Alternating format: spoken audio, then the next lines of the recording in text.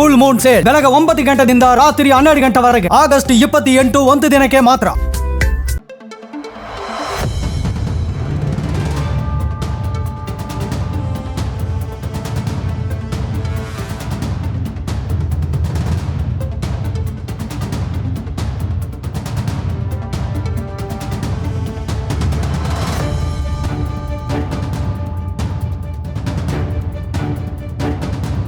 ನಮಸ್ಕಾರ, ಜಿ ಸಂವಾದ ವಿಶೇಷ ಕಾರ್ಯಕ್ರಮಕ್ಕೆ ಸ್ವಾಗತ. ನಾನು ಪ್ರವೀಣ್ ಕುಂಬಾರ್. ಇವತ್ತಿನ ಜಿ ಸಂವಾದದಲ್ಲಿ ಇಡೀ ರಾಜ್ಯ ರಾಜಕಾರಣದ ಕೇಂದ್ರ ಬಿಂದು ಮತ್ತು ಚರ್ಚಾತ್ಮಕ ವಿಚಾರ ಅಂತ ಹೇಳಿದರೆ ಅದು ಸಚಿವ ನಾಗೇಂದ್ರ ರಾಜೀನಾಮೆ ಕೊಡಬೇಕು ಅಂತ ಬಿಜೆಪಿ ಮತ್ತು JDS ಮೈತ್ರಿಪಾಳಯ್ಯ ಕಾಂಗ್ರೆಸ್ ಅನ್ನು ಒತ್ತಾಯ ಮಾಡ್ತಾ ಇವೆ. ಸದನದಲ್ಲೂ ಕೂಡ ಹೋರಾಟ ಮಾಡಿದ್ದನ್ನು ನಾವು ನೋಡಿದ್ವಿ. ಸದನದ ಹೊರಗಡೆಯೂ ಕೂಡ ಪ್ರತಿಭಟನೆಗಳನ್ನು ಮಾಡಿದರು. ಬಿಜೆಪಿ ಇಡೀ ರಾಜ್ಯದಾದ್ಯಂತ ಎಲ್ಲ ಜಿಲ್ಲಾ ಕೇಂದ್ರಗಳಲ್ಲೂ ಕೂಡ ವಿನೂತನವಾಗಿ ಪ್ರತಿಭಟನೆಗಳ ಮಾಡಿದ್ದನ್ನು ಕೂಡ ನಾವು ನೋಡಿದ್ವಿ. ಅಂತಿಮವಾಗಿ ಇದೀಗ DK ಶಿವಕುಮಾರ್ ಈ ವಿಚಾರಕ್ಕೆ ಸಂಬಂಧಪಟ್ಟಂತೆ ಒಂದು ಪ್ರತಿಕ್ರಿಯೆ ಕೊಡೋ ಪ್ರಯತ್ನವನ್ನು ಮಾಡಿದ್ದಾರೆ. ಏನು ಅಂತ ಹೇಳಿದರೆ, ಎಲ್ಲರೂ ಕೂಡ ಪಕ್ಷದ ಶಿಸ್ತಿನ ಸಿಪಾಯಿಗಳೇ, ಅಂತಿಮ ನಿರ್ಧಾರವನ್ನು ಹೈಕಮಾಂಡ್ ತೆಗೆದುಕೊಳ್ಳುತ್ತೆ ಅಂತ DK ಶಿವಕುಮಾರ್ ಅವರ ಹೇಳಿಕೆ. ಇವೆಲ್ಲದರ ನಡುವೆ ಸಚಿವ ಸ್ಥಾನಕ್ಕೆ ನಾಗೇಂದ್ರ ರಾಜೀನಾಮೆ ಕೊಡೋದಕ್ಕೇನಾದರೂ ಮುಂದಾದ್ರ ಅನ್ನುವಂತಹ ಚರ್ಚೆಗಳು ದೊಡ್ಡ ಮಟ್ಟದಲ್ಲಿ ಚರ್ಚೆ ಆಗ್ತಾ ಇದೆ. ಹಾಗಾದರೆ ಬಿಜೆಪಿ ಒತ್ತಾಯ ಮಾಡ್ತಾ ಇರೋದಕ್ಕೆ ಕಾಂಗ್ರೆಸ್ ರಾಜೀನಾಮೆ ತೆಗೆದುಕೊಂಡು ಬಿಡುತ್ತಾ? ಇವೆಲ್ಲದರ ನಡುವೆ ಬಿಜೆಪಿಯ ಪಾದಯಾತ್ರೆಯೂ ಕೂಡ ಶುರುವಾಗ್ತಾ ಇದೆ. ರಾಜೀನಾಮೆಗೆ ಆಗ್ರಹಿಸಿ ರಾಯಚೂರಿನಿಂದ ಬಳ್ಳಾರಿಯ ತನಕ ಪಾದಯಾತ್ರೆ. ಯಾವಾಗ ಕರ್ನಾಟಕ ರಾಜಕೀಯ ಇತಿಹಾಸದಲ್ಲಿ ದೊಡ್ಡ ಮಟ್ಟದ ಪಾದಯಾತ್ರೆಗಳಾಗಿಯೋ ಆ ಪಾದಯಾತ್ರೆಗಳು ಮುಂದಿನ ಚುನಾವಣೆಯಲ್ಲಿ ಪಕ್ಷಗಳಿಗೆ ಒಂದು ಬೂಸ್ಟ್ ಕೊಟ್ಟಿದ್ದನ್ನು ನೋಡಿದ್ದೀವಿ, ಅಧಿಕಾರಕ್ಕೇರಿಸಿದ್ದನ್ನು ನೋಡಿದ್ದೀವಿ. ಅದೇ ರೀತಿಯಾಗಿ ಬಿಜೆಪಿಗೆ 2028 ವರವಾಗಿ ಪರಿಣಮಿಸುತ್ತಾ ನಾಗೇಂದ್ರ ಅಸ್ತ್ರವೇ ಬಿಜೆಪಿ ಮತ್ತು JDSಗೆ ದೊಡ್ಡ ಶಕ್ತಿಯಾಗಿ ಕನ್ವರ್ಟ್ ಆಗ್ತಿದೆಯಾ? ಇದೇ ಇವತ್ತಿನ ಜಿ ಸಂವಾದದ ವಿಶೇಷ. ನಾಗೇಂದ್ರ ರಾಜೀನಾಮೆ ಮಣಿಯುತ್ತಾ ಸರ್ಕಾರ?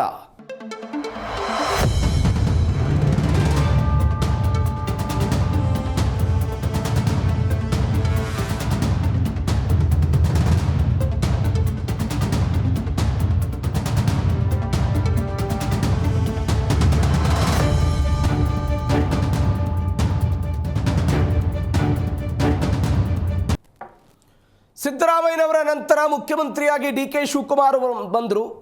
ಸಿದ್ದರಾಮಯ್ಯನವರ ಸಂಪುಟದಲ್ಲಿ ಸಚಿವರಾಗಿದ್ದಂತಹ ನಾಗೇಂದ್ರ ವಾಲ್ಮೀಕಿ ಅಭಿವೃದ್ಧಿ ನಿಗಮದ ಹಗರಣ ಪ್ರಕರಣದಲ್ಲಿ ರಾಜೀನಾಮೆ ಕೊಟ್ಟರು. ಅದಕ್ಕೂ ಕೂಡ ಬಿಜೆಪಿಯವರು ಅವತ್ತು ಹೋರಾಟವನ್ನು ಮಾಡಿದ್ರು. ನೈತಿಕ ಹೊಣೆಯನ್ನು ಹೊತ್ತು ನಾವೇ ರಾಜೀನಾಮೆ ಪಡೆದುಕೊಂಡಿದ್ದೀವಿ ಅಂತ ಕಾಂಗ್ರೆಸ್ನವರೆಲ್ಲ ಹೇಳಿದರು.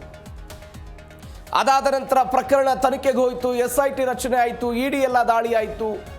ಎಲ್ಲವೂ ಆದ ನಂತರ ಇದೀಗ ರಾಜೀನಾಮೆ ಪರ್ವ ಮತ್ತೊಮ್ಮೆ ಶುರುವಾಗಿದೆ ನಾಗೇಂದ್ರ ವಿರುದ್ಧ. ಬಿಜೆಪಿ ಹೋರಾಟ ಮಾಡ್ತಾ ಇದೆ. ನಾನು ಅವಾಗಲೇ ಹೇಳಿದೆ, ಸದನದ ಹೊರಗಡೆ ಮತ್ತು ಸದನದ ಒಳಗಡೆ. ವಿಧಾನ ಪರಿಷತ್ನಲ್ಲೂ ಕೂಡ ಹೋರಾಟ ಮಾಡಿದರು, ವಿಧಾನಸಭೆಯಲ್ಲೂ ಕೂಡ ಹೋರಾಟ ಮಾಡಿದ್ದಾರೆ. ನಾನು ರಾಜೀನಾಮೆ ನೀಡಲ್ಲ ಅಂತ ನಾಗೇಂದ್ರ ಸ್ಪಷ್ಟನೆ ಕೊಡ್ತಾ ಇದ್ದಾರೆ. ಇವೆಲ್ಲದರ ನಡುವೆ ಮುಖ್ಯಮಂತ್ರಿ DK ಶಿವಕುಮಾರ್ ನಾಳೆ ದೆಹಲಿಗೆ ತೆರಳುತ್ತಾ ಇದ್ದಾರೆ. ಒಂದು ಮಹಿಳೆಯರಿಗೆ ಕೊಡಬೇಕು ಎನ್ನುವಂತಹ ಖಾತೆ ವಿಚಾರ ಅದೇನು ಪೆಂಡಿಂಗ್ ಇದೆ, ಆ ವಿಚಾರದ ಬಗ್ಗೆ ಚರ್ಚೆ ಆಗಬಹುದು ಅಂತ ಕೆಲವೊಂದಿಷ್ಟು ಜನ ಏನು ಅಸಮಾಧಾನಗೊಂಡಿದ್ದಾರೆ ಅವರನ್ನ ಸಂಪುಟಕ್ಕೆ ಕರೆದುಕೊಂಡು ಬಂದು ಅಸಮಾಧಾನಿತರನ್ನ ಶಮನ ಮಾಡೋ ಪ್ರಯತ್ನ ಅಂತ ಅವರೆಲ್ಲ ಹೇಳ್ತಾ ಇದ್ದಾರೆ. ಇವೆಲ್ಲದರ ನಡುವೆ ನಾಗೇಂದ್ರ ರಾಜೀನಾಮೆ ಬಗ್ಗೆ ಪತ್ರಕರ್ತರು DK ಶಿವಕುಮಾರ್ಗೆ ಪ್ರಶ್ನೆ ಕೇಳಿದರೆ ಎಲ್ಲರೂ ಕೂಡ ಪಕ್ಷದ ಶಿಸ್ತಿನ ಸಿಪಾಯಿಗಳೇ ಅಂತ ಹೇಳಿದರು. ಅಂದರೆ ಪಕ್ಷ ಏನು ಹೇಳುತ್ತೆ ಅದನ್ನು ಕೇಳಬೇಕಾದಂಥ ಅನಿವಾರ್ಯತೆ, ಅದೊಂದು ರೂಢಿ ಎಲ್ಲರದ್ದು ಕೂಡ ಅನ್ನುವಂಥ ಹೇಳಿಕೆಯ ಅರ್ಥದಲ್ಲಿ DK ಶಿವಕುಮಾರ್ ಅವರ ಮಾತಿದೆ. ಹಾಗಾದರೆ ನಾಗೇಂದ್ರ ರಾಜೀನಾಮೆ ಕೊಡ್ತಾರಾ?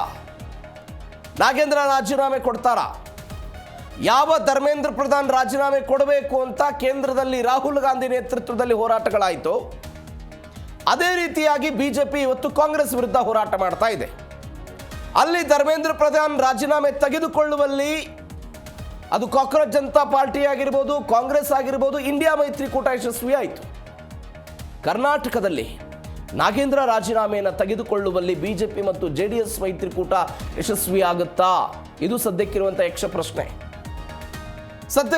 ಯಕ್ಷ ಪ್ರಶ್ನೆ ಇದು. ಇವೆಲ್ಲದರ ನಡುವೆ ಪಾದಯಾತ್ರೆ ಕೂಡ ಬರ್ತಾ ಇದೆ. ನೀವು ನೋಡಿ, ರಾಜ್ಯ ವಿಧಾನಸಭಾ ಚುನಾವಣೆಗೆ ಹೆಚ್ಚು ಕಡಿಮೆ 1.5 ವರ್ಷ ಮಾತ್ರ ಬಾಕಿ. 1.5 ವರ್ಷ ಮಾತ್ರ ಬಾಕಿ ಇದೆ. ಚುನಾವಣೆಯನ್ನು ಎದುರಿಸುತ್ತೆ ಕರ್ನಾಟಕ. ಈ ಸಮಯದಲ್ಲಿ ವಿಪಕ್ಷಗಳಿಗೆ ಸಿಗುವಂತಹ ವಿಷಯ ವಸ್ತುಗಳು ಚುನಾವಣೆಗೆ ಹೆಂಗೆ ಕನ್ವರ್ಟ್ ಆಗುತ್ತೆ ಅನ್ನೋದು ಸದ್ಯಕ್ಕಿರುವಂಥ ಕುತೂಹಲ ಇರುತ್ತೆ. ಕಾಂಗ್ರೆಸ್ನಲ್ಲಿ ನಾಯಕತ್ವ ಭಿನ್ನಾಭಿಪ್ರಾಯ ಅಂತ ಹೇಳಿದರು, ದೊಡ್ಡ ಮಟ್ಟದಾಗಲಿಲ್ಲ, ಬಿಜೆಪಿಗೆ ಒಂದು ಶಕ್ತಿ ಸಿಗಲಿಲ್ಲ. ಸರಳವಾಗಿ ಡಿ ಕೆ ಶಿವಕುಮಾರ್ ಮುಖ್ಯಮಂತ್ರಿ ಆದರು.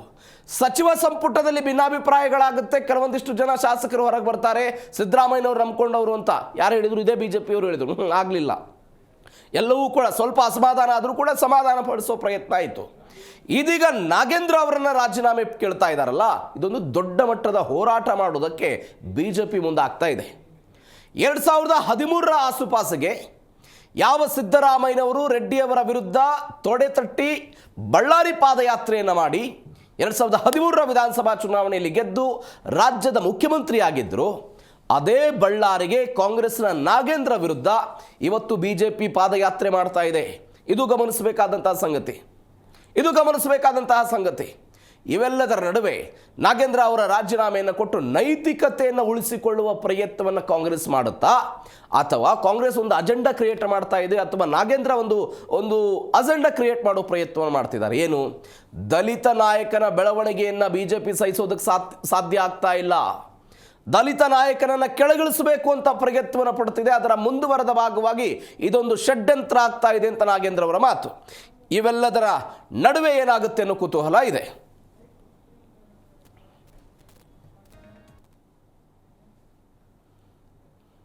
ನಾಗೇಂದ್ರ ವಿಚಾರಕ್ಕೆ ಸಂಬಂಧಪಟ್ಟಂತೆ ಆಗ್ತಾ ಇರುವಂತಹ ಬೆಳವಣಿಗೆಗಳಿವು. ಈ ಎಲ್ಲ ವಿಚಾರಕ್ಕೆ ಸಂಬಂಧಪಟ್ಟಂತೆ ಅನೇಕ ಜನ, ಮುಖ್ಯಮಂತ್ರಿ ಡಿ ಕೆ ಶಿವಕುಮಾರ್ ಸೇರಿದಂತೆ ಅನೇಕ ನಾಯಕರು ಮಾತನಾಡಿದ್ದಾರೆ. ಯಾರೇನು ಹೇಳಿದ್ರು ನೋಡೋಣ.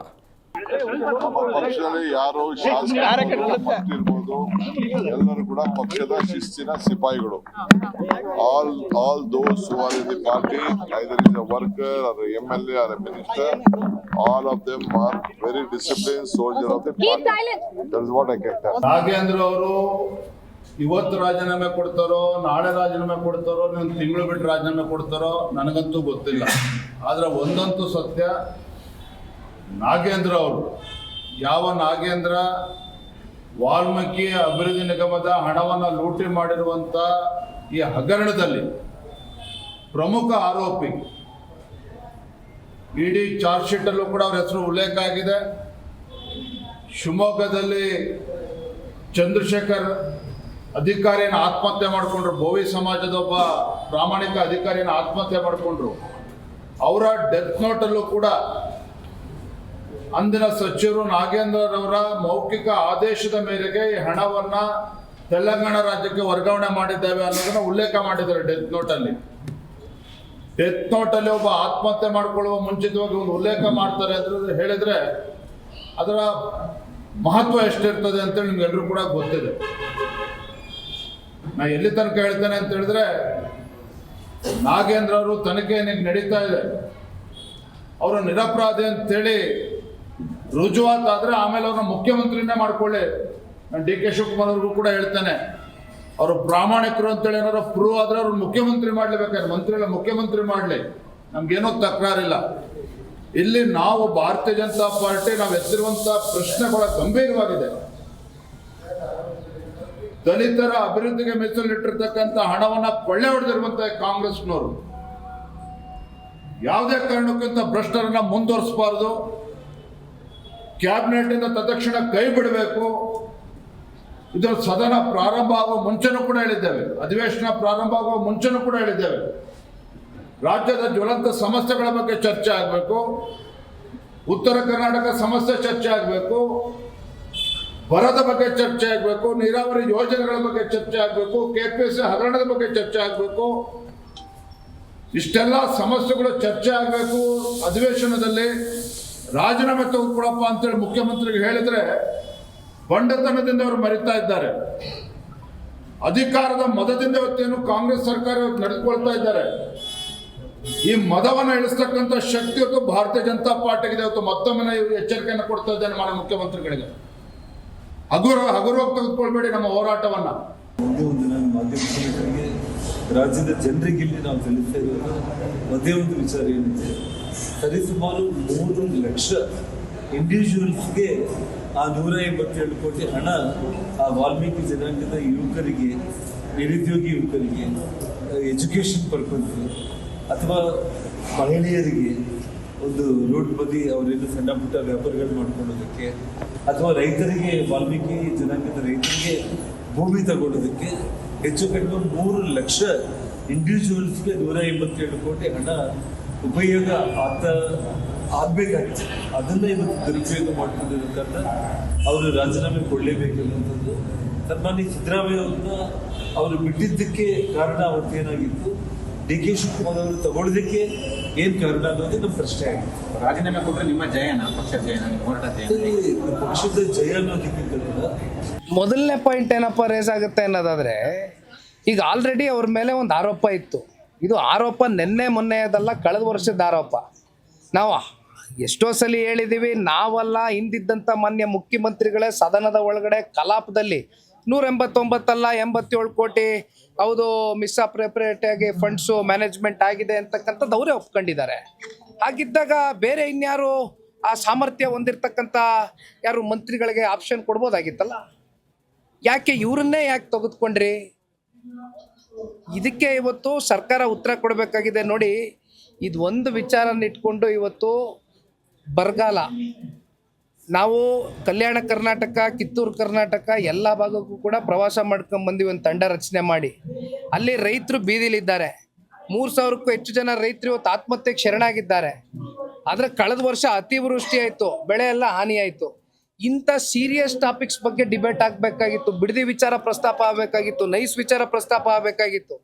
ಆದರೆ ಇವತ್ತು ಸರ್ಕಾರ ಟೈಮ್ ಕಿಲ್ ಮಾಡಿಕೊಂಡು ಅವ್ರು ಉದ್ದಟತನದಿಂದ ಅಂತಿಮವಾಗಿ ಇವತ್ತು ಸಾಧಿಸಿದಾದ್ರೂ ಏನು? ಇದೇ ವಿಚಾರದ ಬಗ್ಗೆ ಇವತ್ತು ಕೂಡ ಮಾತನಾಡ್ತಾ ಹೋಗೋಣ. ಹಲವು ಜನ ಅತಿಥಿಗಳು ನಮ್ಮನ್ನು ಜಾಯ್ನ್ ಆಗಿದ್ದಾರೆ. ಕಾಂಗ್ರೆಸ್ ವಕ್ತಾರ ಆಗಿರುವಂಥ ಚಾಂದ್ ಪಾಷಾ ಅವರು ನಮ್ಮ ಜೊತೆ ಇದ್ದಾರೆ. ಸರ್ ನಮಸ್ಕಾರ, ಕಾರ್ಯಕ್ರಮಕ್ಕೆ ಸ್ವಾಗತ. ಬಿಜೆಪಿಯಿಂದ ಆತ್ಮಾನಂದ್ ಎಚ್ ಅವರು ನಮ್ಮ ಜೊತೆ ಇದ್ದಾರೆ. ಸರ್ ನಮಸ್ಕಾರ, ಕಾರ್ಯಕ್ರಮಕ್ಕೆ ಸ್ವಾಗತ. ಇನ್ನು ಆಮ್ ಆದ್ಮಿಯಿಂದ ಡಾಕ್ಟರ್ ಕೇಶವ್ ಕುಮಾರ್ ಅವರು ನಮ್ಮನ್ನು ಜಾಯ್ನ್ ಆಗಿದ್ದಾರೆ. ಸರ್ ನಮಸ್ಕಾರ, ಕಾರ್ಯಕ್ರಮಕ್ಕೆ ಸ್ವಾಗತ. ಚಾಂದ್ ಪಾಷಾ ಅವರೇ, ಏನಾಗುತ್ತೆ ನಾಗೇಂದ್ರ ಅವರು ವಿಚಾರ?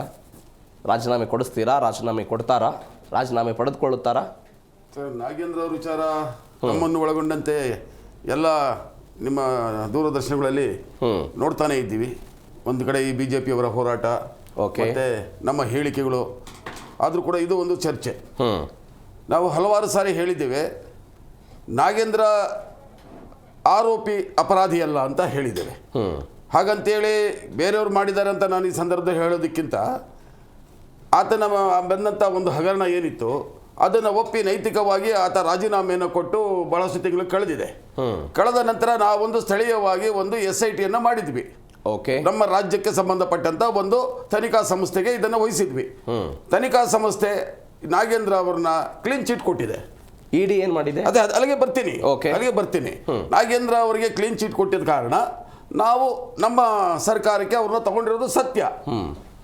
ED ಪ್ರಶ್ನೆ ಬಂದ್ಬಿಟ್ಟು ಏನು ಮನಿ ಲ್ಯಾಂಡಿಂಗ್ ಆಗಿದೆ, ಆ ಹಣ ಎಲ್ಲೆಲ್ಲಿ ಹೋಗಿದೆ ಅನ್ನೋದನ್ನ ಅವರು ತನಿಖೆ ಮಾಡ್ತಿದ್ದಾರೆ. ಅದನ್ನ ನಾವು ಸ್ವಾಗತಿಸ್ತಾ ಇದ್ದೇವೆ.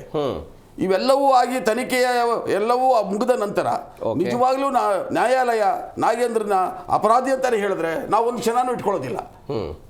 ಹಾಗಾಗಿ ನಾಗೇಂದ್ರನ ಬಗ್ಗೆ ಇಷ್ಟೊಂದು ಹೇಳುವಂಥ ಈ ವಿರೋಧ ಪಕ್ಷದವರು ನಮ್ಮ ಸಾರ್ವಜನಿಕ ಹಣದಲ್ಲಿ ನಡೆದಂಥ ಅಧಿವೇಶನದಲ್ಲಿ ನಾಗೇಂದ್ರ ಒಂದು ವಿಚಾರವನ್ನು ಬಿಟ್ಟು ಬೇರೆ ರಾಜ್ಯದ ಒಂದು ಕಷ್ಟ ಸುಖ ರೈತರ ಬಗ್ಗೆ ಆಗಲಿ, ಕಾವೇರಿ ಬಗ್ಗೆ ಆಗಲಿ ಯಾವುದನ್ನು ಮಾತಾಡಲಿಲ್ಲ.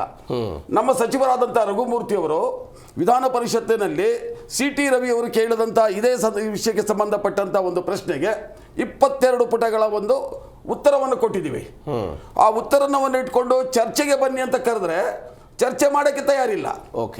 ನೀವು ರಾಜ್ಯದ ಹೇಳ್ತಿದ್ದೀರಿ ಸರ್, ಇದನ್ನೇ ವಯಸ್ಸು ವರ್ಷ ತೆಗೆದುಕೊಂಡ್ರೆ ನೀವು ದೆಹಲಿ ಕಂಪೇರ್ ಮಾಡ್ಬೇಕು ಇದನ್ನ ಸರ್. ಯಾವ ರಾಹುಲ್ ಗಾಂಧಿ, ಯಾವ ಇಂಡಿಯಾ ಮೈತ್ರಿಕೂಟ ಇಡೀ ದೇಶದ ಜನರ ಸಮಸ್ಯೆಗಳ ಬಗ್ಗೆ ಮಾತನಾಡೋದಕ್ಕೆ ಅವಕಾಶವನ್ನು ಮಾಡಿಕೊಡ್ತಾ ಇದೆ. ಧರ್ಮೇಂದ್ರ ಪ್ರಧಾನ್ ರಾಜೀನಾಮೆ ಬೇಕು, ಒಳ್ಳೆ ಪ್ರಶ್ನೆ ಪ್ರತಿಭಟನೆ ಮಾಡಿ. ಯಾವ ಆರೋಪಿ ಮತ್ತು ಅಪರಾಧಿಯ ವ್ಯತ್ಯಾಸವನ್ನು ನೀವು ಹೇಳ್ತಾ ಇದ್ದೀರಿ, ಅದು ಕೂಡ ಅಪ್ಲಿಕೇಬಲ್ ಧರ್ಮೇಂದ್ರ ಪ್ರಧಾನ್. ತಪ್ಪು ಯಾರು ಮಾಡಿದ್ರು ತಪ್ಪೇ. ಈಗ ಧರ್ಮೇಂದ್ರ ಪ್ರಧಾನ್ ಕಾಲದಲ್ಲಿ ಒಂದು ಬಾರಿ ಅಲ್ಲ, 3 ಬಾರಿ ನೀಟ್ ಪ್ರಶ್ನೆ ಪತ್ರಿಕೆ ಲೀಕ್ ಆಗಿದೆ. ಅದನ್ನೇ ಕಂಟ್ರೋಲ್ ಮಾಡೋ ಅರ್ಹತೆ ಇಲ್ದಿರಂತ ವ್ಯಕ್ತಿನ ಯಾಕೆ ಇಟ್ಟಿದ್ದೀರಿ ಅಂತ ನಾವು ಕೇಳಿದ್ವಿ. ಒಬ್ಬ ನ್ಯಾಯಾಧೀಶರ ಮುಖಾಂತರವಾಗಿ ವ್ಯಂಗ್ಯಭರಿತವಾಗಿ ಬಂದಂತ ಆ ಒಂದು ಕಾಕ್ರೋಚ್ ಅನ್ನೋ ಪದಕ್ಕೆ ಕಡೆಗೆ ಏನಾಯ್ತು, ನಾವೊಂದು ಸಾರಿ ನಿಮ್ಮಲ್ಲೇ ಇರಬಹುದು ಅನ್ಸುತ್ತೆ ಮಾಧ್ಯಮದಲ್ಲಿ. Okay. ಇದೊಂದು ವ್ಯಂಗ್ಯಭರಿತವಾದಂತ ಒಂದು ದೇಶದ ಯುವಕ ಏನಾದರೂ ಇದನ್ನ ಸೀರಿಯಸ್ ಆಗಿ ತಗೊಂಡ್ರೆ ಇದೊಂದು ಬೃಹದಾಕಾರವಾಗಿ ಬೆಳೆಯುತ್ತೆ ಅಂತ ಹೇಳಿದ್ವಿ ಸರ್. ಕೇಳಿ, ಆಸ್ಪೆಕ್ಟ್ ಬೇರೆ ಇದೆ. ಅಲ್ಲಲ್ಲ, ಒಬ್ಬ ಮಂತ್ರಿ ನೀವು ಮೂರು ಸಾರಿ ಏನು ಪೇಪರ್ ಲೀಕ್ ಮಾಡಿದ್ರೆ ಅವನಿಗೆ ಇವನ್ನ ಫಿಟ್ ಇವನು ಅರ್ಹ ಅಂತ ಸರ್ಟಿಫಿಕೇಟ್ ಕೊಡ್ತೀರಾ? ಈಗ ನಿಮ್ಮದೇ ನಾಗೇಂದ್ರ ಅವರಿಗೆ ಯೋಜನೆ ಮತ್ತು ಸಾಂಖ್ಯಿಕ ಖಾತೆಯನ್ನು ಕೊಟ್ಟಿದ್ದೀರಿ. ನಾಳೆ ಇದೇ ಸಚಿವರ ಮೌಖಿಕ ಅಪ್ಪಣೆಯ ಮೇರೆಗೆ ಹಣ ಹೋಗಲ್ಲ ಅಂತ ಏನು ಗ್ಯಾರಂಟಿ ಕೊಡ್ತೀರಿ ನೀವು? ಯಾವ ಧರ್ಮೇಂದ್ರ ಪ್ರಧಾನ್ ಅವರ ಅವಧಿಯಲ್ಲಿ ಇರಿ ಯಾವ ಧರ್ಮೇಂದ್ರ ಪ್ರಧಾನ್ ಅವರ ಅವಧಿಯಲ್ಲಿ ಮೂರು ಬಾರಿ ನೀಟ್ ಪ್ರಶ್ನೆ ಪತ್ರಿಕೆ ಲೀಕ್ ಆಗ್ತಿದೆ ಅಂತ ಹೇಳ್ತಿದ್ರು. ನನಗೊಬ್ಬ ಜನಸಾಮಾನ್ಯವಾಗಿ ನನಗೂ ಸಂಶಯ ಇದೆ. ನಾಳೆ ನಾಗೇಂದ್ರ ಅವರು ಇಲಾಖೆಯಲ್ಲಿ ಮತ್ತೆ 200 ಕೋಟಿ ಹಣ ಹೋದ್ರೆ ಯಾರು ಜವಾಬ್ದಾರಿ? ಇವತ್ತೇನೋ ಹೊರಗಡೆ ಬಂತು ಚಂದ್ರಶೇಖರ್ ಅನ್ನುವಂತ ವ್ಯಕ್ತಿ ಮೃತಪಟ್ಟರು ಅಂತ, ನಾಳೆ ಯಾರು ಮೃತಪಡದೆ ಹೋದ್ರೆ ಹಣ ಬರಲಿಲ್ಲ ಅಂದ್ರೆ ಯಾರು ಜವಾಬ್ದಾರಿ ಸರ್? ಈ ಹಗರಣ ಹೊರಗಡೆ ಬಂದ ತಕ್ಷಣನೇ ಓಕೆ ನಮ್ಮ ರಾಜ್ಯದ ಮುಖ್ಯಮಂತ್ರಿಗಳು ಅವರೇ ಅಧಿವೇಶನದಲ್ಲಿ ಹೌಸಲ್ಲೇ ಹೇಳಿದ್ದಾರೆ, ಹೌದು ಇಲ್ಲಿ ಹಣ ದುರುಪಯೋಗ ಆಗಿದೆ ಅಂತ ಹೇಳಿದಂತ ಮೊಟ್ಟ ಮೊದಲ ವ್ಯಕ್ತಿ ನಮ್ಮ ರಾಜ್ಯದ ನಮ್ಮ SIT ಮಾಡಿದ್ವಿ. SIT ಕ್ಲೀನ್ ಚಿಟ್ ಕೊಟ್ಟಿದೆ, ಕ್ಲೀನ್ ಚಿಟ್ ಕೊಟ್ಟಿದ್ದೆ ತಗೊಂಡಿದ್ದೀವಿ. ಯಾವ ಪ್ರಕರಣದಲ್ಲಿ ಯಾರ್ಯಾರು ಕ್ಲೀನ್ ಚಿಟ್ ಕೊಟ್ಟಿದೆ ಅದು ಬಿಜೆಪಿ ಅವಧಿಯಲ್ಲಿ ಆಗಿರ್ಬೋದು, ಕಾಂಗ್ರೆಸ್ ಅವಧಿಯಲ್ಲಿ ಆಗಿರ್ಬೋದು, JDS ಅಲ್ಲಿ ಅವಧಿಯಲ್ಲಿ. ನಾನು ಅವ್ರು ಮಾಡೋದು ಸರಿ ಇತ್ತು, ನಾವು ಮಾಡೋದು ಸರಿ ಅನ್ನೋ ಪ್ರಶ್ನೆ ನಾನು ಹೇಳಲ್ಲ. ಅದನ್ನ ಹೇಳಕ್ ಹೋದ್ರೆ ಇಡೀ ದೇಶದ ತುಂಬಾ ಅಪರಾಧಿಗಳು ತುಂಬಿದ್ದಾರೆ. ಏನು ಮಂತ್ರಿಗಳಾಗಿರೋರು ಸ್ಟಿಲ್ ಟುಡೇ ಇವತ್ತವರೆಗೂ ಎಲ್ಲ ರಾಜೀನಾಮೆ ತಗೊಂಡ್ಬಿಡ್ತಾರ.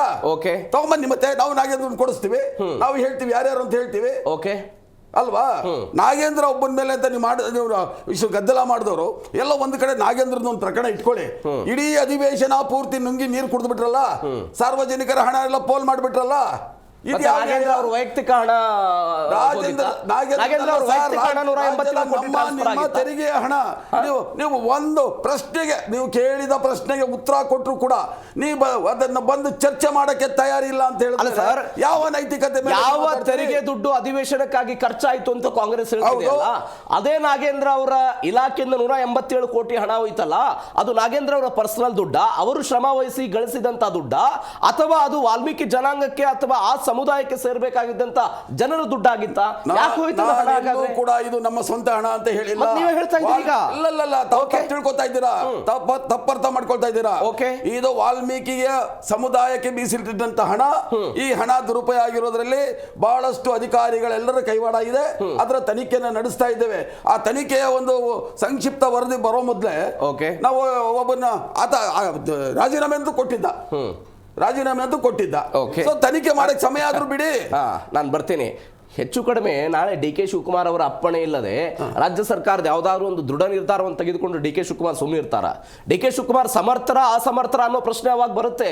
ಹಾಗೆ ಸರ್, ಒಂದು ಇಲಾಖೆಯ ಸಚಿವರಾಗಿದ್ದವರಿಗೆ ಅವರ ಇಲಾಖೆಯಲ್ಲಿರುವಂತಹ ಹಣ ಹೋಗುತ್ತೋ ಇರುತ್ತೋ, ಅಧಿಕಾರಿಗಳ ತಪ್ಪಿದೆಯೋ, ಬ್ಯಾಂಕಿಗೆ ಹೋಯ್ತೋ, ಮತ್ತೊಂದಕ್ಕೆ ಹೋಯ್ತೋ, ತೆಲಂಗಾಣಕ್ಕೆ ಹೋಯ್ತೋ ಅನ್ನುವಂತ ಪರಿಜ್ಞಾನ ಇಲ್ಲದೆ ಇದ್ದಾಗ ನಾಗೇಂದ್ರ ಎಷ್ಟು ಸಮರ್ಥ ಅನ್ನೋ ಪ್ರಶ್ನೆ ಪರಿಜ್ಞಾನ ಇದ್ದುದಕ್ಕೆ ಆ ಇಲಾಖೆಯ ಒಂದು ಹೆಡ್ ಅಂತ ಏನು ಕ್ಯಾಪ್ಟನ್ ಅಂತಿದ್ದ ಆ ನಾಗೇಂದ್ರ ರಾಜೀನಾಮೆ ಕೊಟ್ಟಿದ್ದವಾಗ ಅದಕ್ಕೆ ಅವರ ನೆಕ್ಕುಂಟಿ ನಾಗರಾಜ್ ಸೇರಿದಂತೆ ಅವರ ಸಂಬಂಧಿಕರಿಗೆಲ್ಲ ಹಣ ವರ್ಗಾವಣೆ ಆಗಿತ್ತು. ಸರ್, ನಾನು ಹೇಳ್ತೀನಲ್ಲ, ಸಂಬಂಧಿಕರಿಗೆ ಹೋಗಿದ್ರು ತಪ್ಪೇ, ಅವ್ಯವಹಾರಿಕವಾಗಿ ಯಾರ ಖಾತೆಗೆ ಹೋಗಿದ್ರು ಸತ್ಯ ಆದ್ರೆ ನಾನೇ ಕಾಂಗ್ರೆಸ್ನವನಾಗಿ ಅದನ್ನ ಖಂಡಿಸ್ತೇನೆ. ಬರ್ತೀನಿ ಸರ್, ನಾನು ಅದನ್ನ ಸ್ವಾಗತಿಸೋದಿಲ್ಲ. ಅದನ್ನ ಯಾರಾದ್ರೂ ಬೆಚ್ಚುವಂತ ಮಾತಾ. ಬರ್ತೀನಿ ಸರ್. ಆತ್ಮಾನಂದ್ ಅವರೇ, ಚುನಾವಣೆ ಸಮಯದಲ್ಲಿ ಒಂದು ಬೂಸ್ಟರ್ ಡೋಸ್ ಅಲ್ವಾ ನಿಮ್ಗಿದು? ಸರ್, ಬೂಸ್ಟರ್ ಡೋಸು ಜನಕ್ಕೆ ಇವತ್ತು ಏನಾಗಿದೆ, ಕಾಂಗ್ರೆಸ್ನ ಈ ದುರಾಡಳಿತ ಪದೇ ಪದೇ ಸಾಬೀತಾಗ್ತಾ ಇದೆ. ಏನು ಜನ ಭಾಳ ನಿರೀಕ್ಷೆ ಇಟ್ಕೊಂಡು ಇವ್ರಿಗೆ ಅಧಿಕಾರ ಕೊಟ್ಟರು, ಇವರು ಕುರ್ಚಿಯ ಗುದ್ದಾಟದಲ್ಲೇ 3 ವರ್ಷ ಕಾಲಹರಣ ಮಾಡಿ ನಾಗೇಂದ್ರನಂತ ಒಬ್ಬ ದೋಷಿಯನ್ನ ಮಂತ್ರಿಮಂಡಲದಲ್ಲಿ ಸ್ವತಃ ಮುಖ್ಯಮಂತ್ರಿಗಳೇ ಪದೇ ಪದೇ ಎಲ್ಲ ಮಾಧ್ಯಮಗಳು ಎಲ್ಲ ಆ ಪಕ್ಷದ ಸ್ವಪಕ್ಷದಲ್ಲೇ ಹೇಳಿರುವಂಥ ಮಾತುಗಳು ಇವರೇ ಹೇಳಿದ್ರಲ್ಲ ಈಗ. ಅದೇ ರೀತಿ ಎಲ್ಲರಿಗೂ ಗೊತ್ತಿದೆ, ಮುಖ್ಯಮಂತ್ರಿನೇ ಹೇಳಿದ್ದಾರೆ 187 ಕೋಟಿ ಅಲ್ಲ, ಬರೀ ಕೇವಲ 89 ಕೋಟಿ ಹಣ ದುರ್ಬಳಕೆ ಆಗಿದೆ ಅಂತ, ಇನ್ನು ಉಳಿದಿದ್ದು ಅನ್ನುವಂಥದ್ದು ಎಲ್ಲ ಕಲೆಕ್ಟ್ ಮಾಡ್ತಾ ಇದ್ದೀವಿ ಅನ್ನುವಂಥದ್ದನ್ನು ಹೇಳಿದ್ದಾರೆ ಸದನದಲ್ಲೇ. ಹೌಸ್ ಆಫ್ ರೆಕಾರ್ಡ್ ಆಗಿದೆ ಇದು.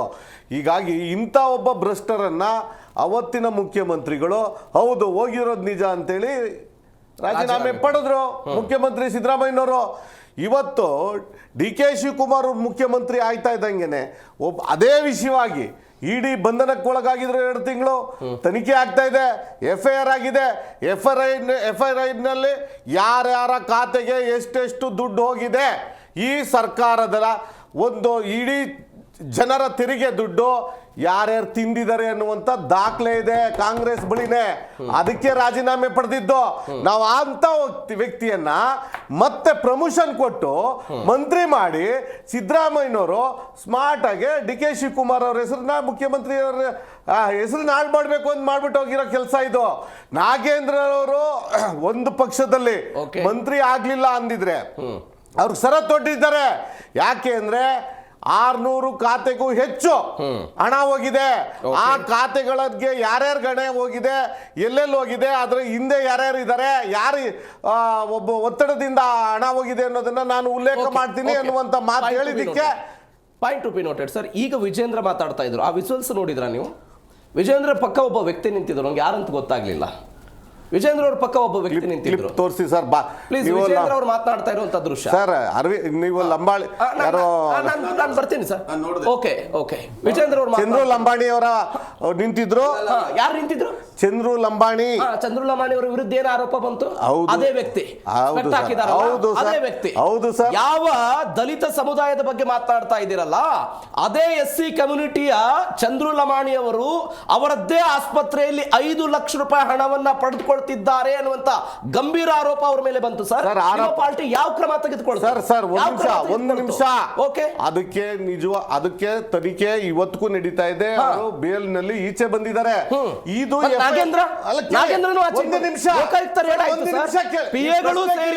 ಶಾಸಕರು ಒಳ್ಳೆ ಪ್ರಶ್ನೆ ಇದು, ಜನಕ್ಕೆ ತಿಳಿಸಿ ಹೇಳೋಣ.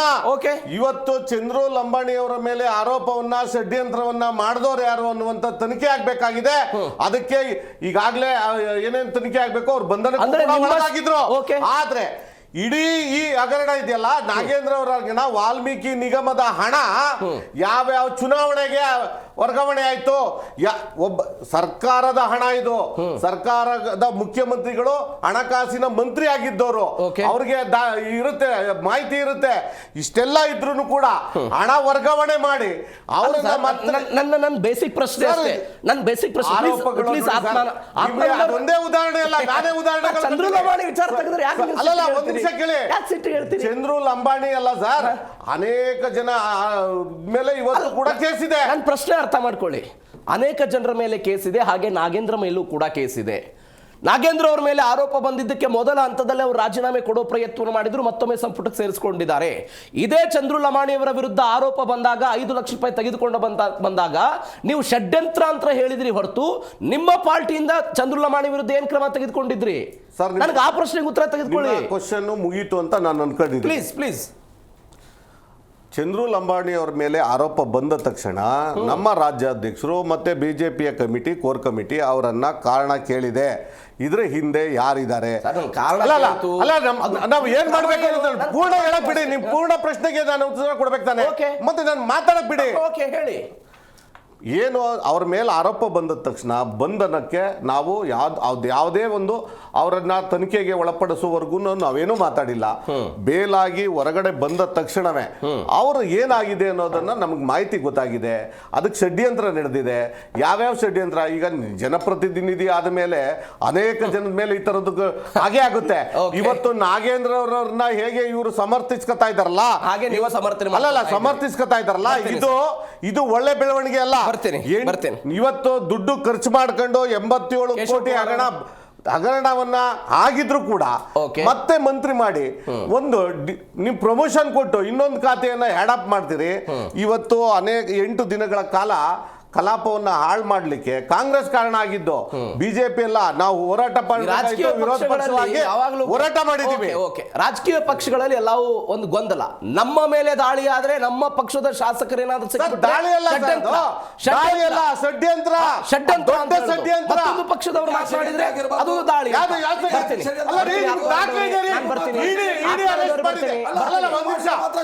ಅರೆಸ್ಟ್ ಮಾಡಿದೆ ಷಡ್ಯಂತ್ರ ಅಲ್ಲ ರೀ, ಸಾಬೀತಾಗಿದೆ. ಇಡಿ ಹತ್ರ FIR ಆಗಿ ದಾಖಲೆ ಇದೆ.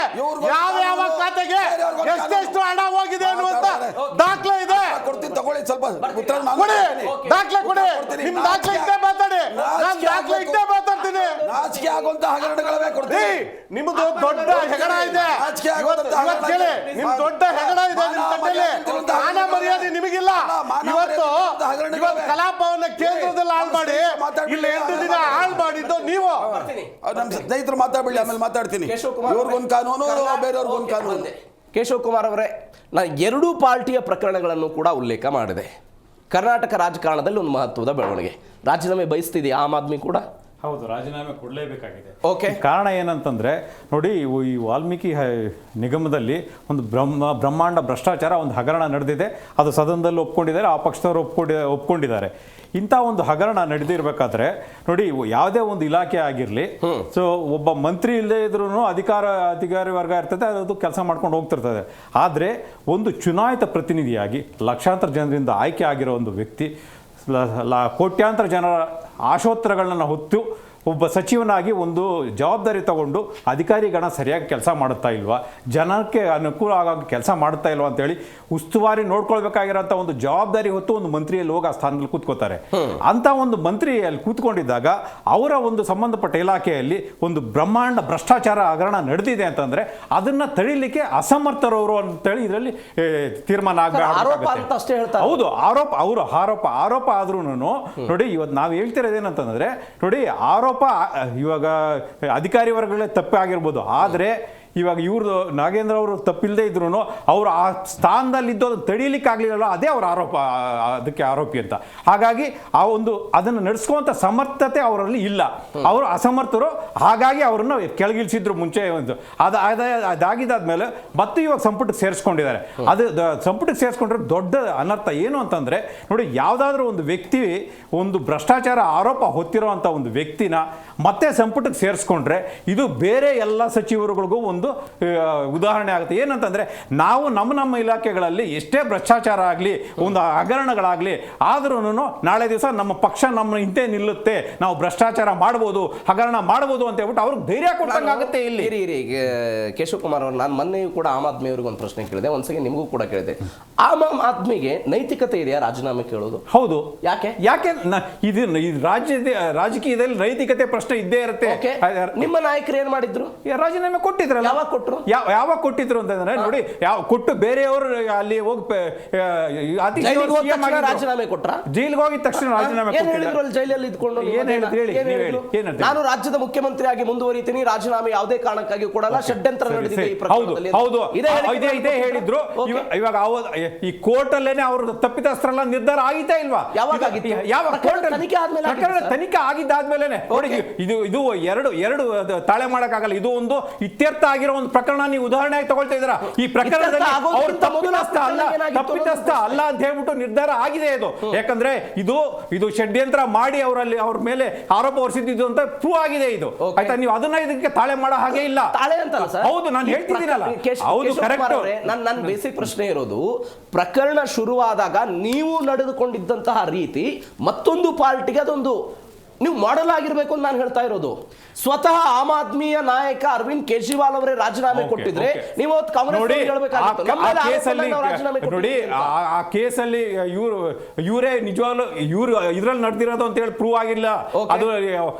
ಅದು ಷಡ್ಯಂತ್ರ ನಡೆದಿದೆ ಅಂತ ಕೋರ್ಟ್ ಅಲ್ಲೂ ಡಿಸೈಡ್ ಆಗಿದೆ. ನೀವು ಇದನ್ನ ತಾಳೆ ಮಾಡಾಗಿಲ್ಲ. ಮತ್ತೆ ಇನ್ನೊಂದು ಪ್ರಶ್ನೆ ಇವಾಗ ನಾನು ಹೇಳೋದೇನಂದ್ರೆ, ಇವತ್ತಿನ ದಿವಸ ನಾಗೇಂದ್ರ ಅವ್ರನ್ನ ಏನಕ್ಕೆ ಒಳಗಡೆ ತಗೊಂಡ್ರು, why they should retain him in the cabinet ಅನ್ನೋದನ್ನ ಕಾಂಗ್ರೆಸ್ನವ್ರು ಉತ್ತರ ಕೊಡಬೇಕಾಗುತ್ತೆ. ಇವಾಗ ದಲಿತ ನಾಯಕನ ಟಾರ್ಗೆಟ್ ಮಾಡ್ತಿದ್ದಾರೆ ಅಂತ ಅಂದ್ರೆ ನಾಗೇಂದ್ರ ಬಿಟ್ರೆ ST ಅಲ್ಲಿ ಯಾವುದೇ ಒಂದು ನಾಯಕ ಇವ್ರ ಹತ್ರ ಇಲ್ವಾ ಮಿನಿಸ್ಟ್ರಿ ಪೋಸ್ಟ್ ಕೊಡುವಂತವ್ರು? ಹಿರಿಯರಾಗಿರುವಂತ ಆರ್ ಟೈಮ್ ML ಆಗಿರ್ತ NV ಗೋಪಾಲಕೃಷ್ಣ ಅವರೇ ನಾಯಕರಿದ್ದಾರೆ, ಅವ್ರು ಕೊಡ್ಲಿ ಬಿಡಿ, ನಾವೇನು ಅವ್ರಿಗೆ ಬೇಡ ಅಂತಿರಲ್ವಾ? ಇವ್ರ ಹತ್ರ ಇದ್ದಾರೆ. ಒಂದು ಕೆಲವು ಪ್ರಶ್ನೆಗಳ, ನನ್ನ ಪ್ರಶ್ನೆಗಳ ನೇರವಾದ ಪ್ರಶ್ನೆಗಳ ಆಯ್ತಾ? ಅದಾಗಿದ್ದಾದ್ಮೇಲೆ ನಾನು ನಿಮ್ಗೆ ಪ್ರಶ್ನೆ ಕೇಳ್ತೀನಿ, ಈ ಪ್ರಶ್ನೆಗಳಿಗೆ ಉತ್ತರ ಕೊಡಿ ಅಂತಾನೆ ಕೇಳ್ತಾ ಇರೋದು. ಅದಾಗಿದ್ದಾದ್ಮೇಲೆ ಇವಾಗ ನೋಡಿ, ಇವ್ರು SIT ಕ್ಲೀನ್ ಚಿಟ್ ಕೊಟ್ಟಿದೆ ಅಂತಂದ್ರು. ಯಾವುದೇ ಒಂದು ಸರ್ಕಾರದ ಅಧೀನದಲ್ಲಿರೋ ಒಂದು ತನಿಖಾ ಸಂಸ್ಥೆಗಳು ಆ ಸರ್ಕಾರದ ವಿರುದ್ಧವಾಗಿ SIT-ನವರು ವಿರುದ್ಧವಾಗಿ ಯಾವುದಾದ್ರೂ ರಿಪೋರ್ಟ್ ಕೊಟ್ಟರೆ ಅದು ಒಂದು ಉದಾಹರಣೆ ಇದ್ರೆ ಅವ್ರು ಇವತ್ತಿನ ದಿವಸ ಹೇಳ್ಬಿಡ್ಲಿ. ಅದಾಗಿದ್ದಾದ್ಮೇಲೆ ಇವರು ಯಾವ್ದಾದ್ರು ಒಂದು ವ್ಯಕ್ತಿನ ಸಚಿವ ಸಂಪುಟಕ್ಕೆ ತಗೋಬೇಕು ಅಂತಂದ್ರೆ ಕೆಲವು ಮಾನದಂಡಗಳಿರ್ತವೆ. ಹಾಗಾಗಿ ಈ ಸಚಿವ ಸಂಪುಟಕ್ಕೆ ಇವ್ರನ್ನೇ ತಗೊಳ್ಬೇಕು, ಇವ್ರನ್ನೇ ಅನಿವಾರ್ಯವಾಗಿ ಇವ್ರನ್ನೇ ತಗೊಳ್ಬೇಕಾದಂತ ಏನೇನು ಅನಿವಾರ್ಯ ಸಂಗತಿ ಇತ್ತು ಅದ್ರ ಕ್ರೈಟೀರಿಯಾ ಏನು ಅನ್ನೋದು ಇವ್ರು ಹೇಳಿ, ಅದನ್ನು ಅದ್ರ ಪ್ರಕಾರವಾಗಿ ಹೌದು ಇವ್ರು ಇಟ್ಕೊಳ್ಳೋದು ಸರಿ ಅಂತ ಹೇಳಿ ಬೇಕಾದ್ರೆ ನಿರ್ಧಾರ ಮಾಡೋಣ. ಹಾಗಾಗಿ ಈ ಒಂದು ನೇರವಾದ ಪ್ರಶ್ನೆಗಳೇ ಕಾಂಗ್ರೆಸ್ ಉತ್ತರ ಕೊಡಬೇಕಾಗಿದೆ. ಒಂದು ಅವ್ರನ್ನ ಯಾಕೆ ಇಟ್ಕೊಳ್ಬೇಕು ಅಂತ ಹೇಳಿ. ನಾಗೇಂದ್ರ ಅವರ ಅನಿವಾರ್ಯತೆ ಕಾಂಗ್ರೆಸ್ಗೆ ಯಾಕಿದೆ ಚಾಂದ್ ಪಾಷಾ ಅವರೇ? ನಾಗೇಂದ್ರ ಅವರ ಅನಿವಾರ್ಯತೆ ಅಂತಲ್ಲ ಸರ್, ಇವೊಂದು ರಾಷ್ಟ್ರೀಯ ಪಕ್ಷ ಯಾರೇ ಆಗಿರ್ಲಿ ಆಯಾ ಒಂದು ಜಾತಿವಾರು ಸಮುದಾಯವಾರು ನೋಡ್ಕೊಂಡು ಒಂದು ಸಮ್ಮಿಶ್ರಣ ಮಾಡಿ ಸರ್ಕಾರ ಮಾಡುವಂತದ್ದು. ನಾಗೇಂದ್ರ ಪ್ರಶ್ನೆ ಯಾಕಿರ್ಬೇಕು ಅನ್ನೋದೊಂದಲ್ಲ. ಈಗ ನಾನು ಹೇಳೋದು ಇವ್ರು ನಾಗೇಂದ್ರ ಯಾಕೆ ಬೇಡ ಅಂತ ಇವ್ರು ಹೇಳಿದ್ರು, ನಾವು ನಾವು ತಗೊಂಡಿದೀವಿ ಅಂತ ನೀವು ಹೇಳಿದ್ವಿ, ನೈತಿಕ ಹೊಣೆ ಕೊಟ್ರು ಅಂತ ಹೇಳಿದ್ವಿ. ಇವ್ರಿಗೆ ಏನಾಗ್ಬಿಟ್ಟಿದೆ, ಇಡೀ ಎಸ್ ಟಿ ಸಮುದಾಯ ಕಾಂಗ್ರೆಸ್ ಪಕ್ಷಕ್ಕೆ ಆಶೀರ್ವಾದ ಮಾಡಿದೆ. ಓಕೆ, 15 ಜನ ನಮ್ಮಲ್ಲಿ ಶಾಸಕರಿದ್ದಾರೆ, ಇದು ಇವ್ರಿಗೆ ತಡೆಯಕ್ಕಾಗ್ತಾ ಇಲ್ಲ. ಆಮೇಲೆ ಇವ್ರ ಹತ್ರ ಯಾವುದೇ ವಿಷಯ ಇಲ್ಲ. ಓಕೆ, ಆಮೇಲೆ ಇವ್ರ ಏನು ಒಂದು ಹೋರಾಟ, ಇದು ಮೊನ್ನೆ ಮೆರವಣಿಗೆ ಮಾಡ್ಕೊಂಡ್ ಬಂದಲ್ಲ ಪ್ರೊಸೀಷನ್, ಅಲ್ಲಿ ನನಗೆ ನನಗೆ ಒಂದು ಉತ್ತರ ಬೇಕಾಗಿರೋದು, ವಿರೋಧ ಪಕ್ಷದ ನಾಯಕರು ಅವರ ಇಲ್ಲ ಜನಾರ್ದನ್ ರೆಡ್ಡಿನ, ಜನಾರ್ದನ್ ರೆಡ್ಡಿ ಅವರ ನೇತೃತ್ವದಲ್ಲಿ ಬರ್ತೀರಿ, ಸ್ವಚ್ಚಾರಿತ್ರ್ಯವನ್ನುಳ್ಳ ಜನಾರ್ದನ್ ರೆಡ್ಡಿ ಮೇಲೆ ನಾಗೇಂದ್ರ ಬಿಟ್ಟು ಆ ಸಮುದಾಯದಲ್ಲಿ ಯಾರು ಇಲ್ವಾ ನಿಮ್ಮಲ್ಲಿ? ಅವ್ರು ಹೇಳಿದ್ರು ರಾಜಕೀಯ ಕಾರಣಗಳಿದೆ ಅಂತ. ನಿಮ್ಗೊಂದು ಪ್ರಶ್ನೆ ಕೇಳಿದ್ದೆ, ನೀವೊಂದು ಮಾತು ಹೇಳಿದ್ರಿ ಸರ್, ಪ್ಲೀಸ್ ನಿಮ್ಮ ಮುಖ್ಯಮಂತ್ರಿಗಳು ಜೈಲಲ್ಲಿ ಇದ್ರು ನಾನೇ ಮುಖ್ಯಮಂತ್ರಿ ಅಂತ ಹೇಳಿದ್ರು ಅಂತ ಹೇಳಿದಾಗ ನಿಮ್ಮ ಪರವಾಗಿ ನಾನು ಮಾತಾಡ್ತೀನಿ. ಅವರಿಗೆ ಗೊತ್ತಿತ್ತು ಅವ್ರ ಮೇಲೆ ಅವರು ತಪ್ಪಾಡಿದ್ರ? ಪ್ಲೀಸ್ ಇಲ್ಲ ತಾನೆ? ಅದನ್ನ ಧೈರ್ಯವಾಗಿ ಹೇಳಿ, ಆ ತಪ್ಪೇ ಮಾಡಿಲ್ಲ, ನನ್ನನ್ನು ಸುಳ್ಳು ಕೇಸಲ್ಲಿ ಶಿಕ್ಷಿದಾರ ಅನ್ನೋ ಒಂದು ಛಾತಿ ಇತ್ತು ನಿಮ್ ನಾಯಕರಿಗೆ. ನೀವು ಕುತ್ಕೊಂಡು ಒಪ್ಕೊಳ್ತೀರಲ್ಲ ಸರ್ ನೀವು? ನಾವು ಎಸ್ ಟಿ ಸಮುದಾಯದಲ್ಲಿ 15 ಜನ, ಅವರಲ್ಲಿ ಎಷ್ಟು ಜನ ಇದ್ದಾರೆ ಕೇಳ್ರಿ ಶಾಸಕರು. ಬರ್ತೇನೆ. ಎಸ್ ವೀಕ್ಷಕರ, ಮಾತನಾಡ್ತಾ ಇದೀವಿ ನಾಗೇಂದ್ರ ವಿಚಾರಕ್ಕೆ ಸಂಬಂಧಪಟ್ಟಂತೆ. ನಾನು ವಾಪಸ್ ನಿಮ್ಮ ಹತ್ರ ಬರ್ತೀನಿ, ಮಾತಾಡ್ತೇನೆ ಸರ್, ವಾಪಸ್ ಬರ್ತೀನಿ. ಉಲ್ಲೇಖ ಮಾಡ್ತಾ ಇದ್ದೀರಿ ನಾಗೇಂದ್ರ ಯಾಕೆ ನಮ್ಗೆ ಬೇಕು ಅಂತ. ಅದು ಹೇಳ್ದಲ್ಲ ಸರ್, ಎಸ್ ಟಿ ಸಮುದಾಯ ಸಂಪೂರ್ಣವಾಗಿ ನಮ್ಗೆ ಆಶೀರ್ವಾದ ಮಾಡಿದೆ ಬಂದು. ಈಗ ಇವರು ಹಗರಣ ಅಂತ ಹೇಳ್ತಾರೆ, SIT ಮೇಲೆ ನಂಬಿಕೆ ಇಲ್ಲ ಅಂತಾರೆ. ರಾಮನ ಹುಂಡಿ ಕಳ್ಳತನ ಆದಂತ ಕ್ಯಾಪ್ಟನ್ ಚಂಪಕ್ ರಾಯ್ಗೆ ಇಷ್ಟು ಬೇಗ SIT ನವರು ಕ್ಲೀನ್ ಚಿಟ್ ಕೊಟ್ರು.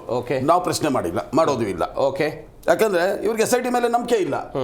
ಮೊನ್ನೆ ಆಗಿರುವಂತ ಹಗರಣದಲ್ಲಿ ಆಯ್ತು, ಅಶೋಕ್ ಅವ್ರ PA ಲಂಚ ತಗೊಂಡ್ರು ಅಂತ ಹೇಳ್ಬಿಟ್ಟು ಅವ್ರ ಮೇಲೆ ಹಗರಣ ಬಂತು. ಅಶೋಕ್ ಅವ್ರ ರಾಜೀನಾಮೆ ಕೇಳಲಿಲ್ಲ. ಓಕೆ, ಆಯ್ತಾ? ಇಂಥ ಹಲವಾರು ಹಗರಣಗಳು. ದೇವರಾಜರ ಸ್ಟ್ರಕ್ ಟರ್ಮಿನಲ್ ಅಲ್ಲಿ ಹಣ ಲೂಟಿ ಹೊಡೆದವ್ರು ಯಾರು? ಚಾಂದ್ ಪಾಷಾ ಅವರೇ, ನನ್ನ ಪ್ರಶ್ನೆಗೆ ಉತ್ತರ ಕೊಟ್ಬಿಡಿ. ಎಲ್ಲ 3 ಪಕ್ಷದವರು ಸೇರಿಕೊಂಡು ನಾವು ನಿಮ್ಮ ಮೇಲೆ ಆರೋಪ ಮಾಡ್ತೀವಿ, ನೀವು ನಮ್ಮ ಮೇಲೆ ಆರೋಪ ಮಾಡ್ತೀರಿ.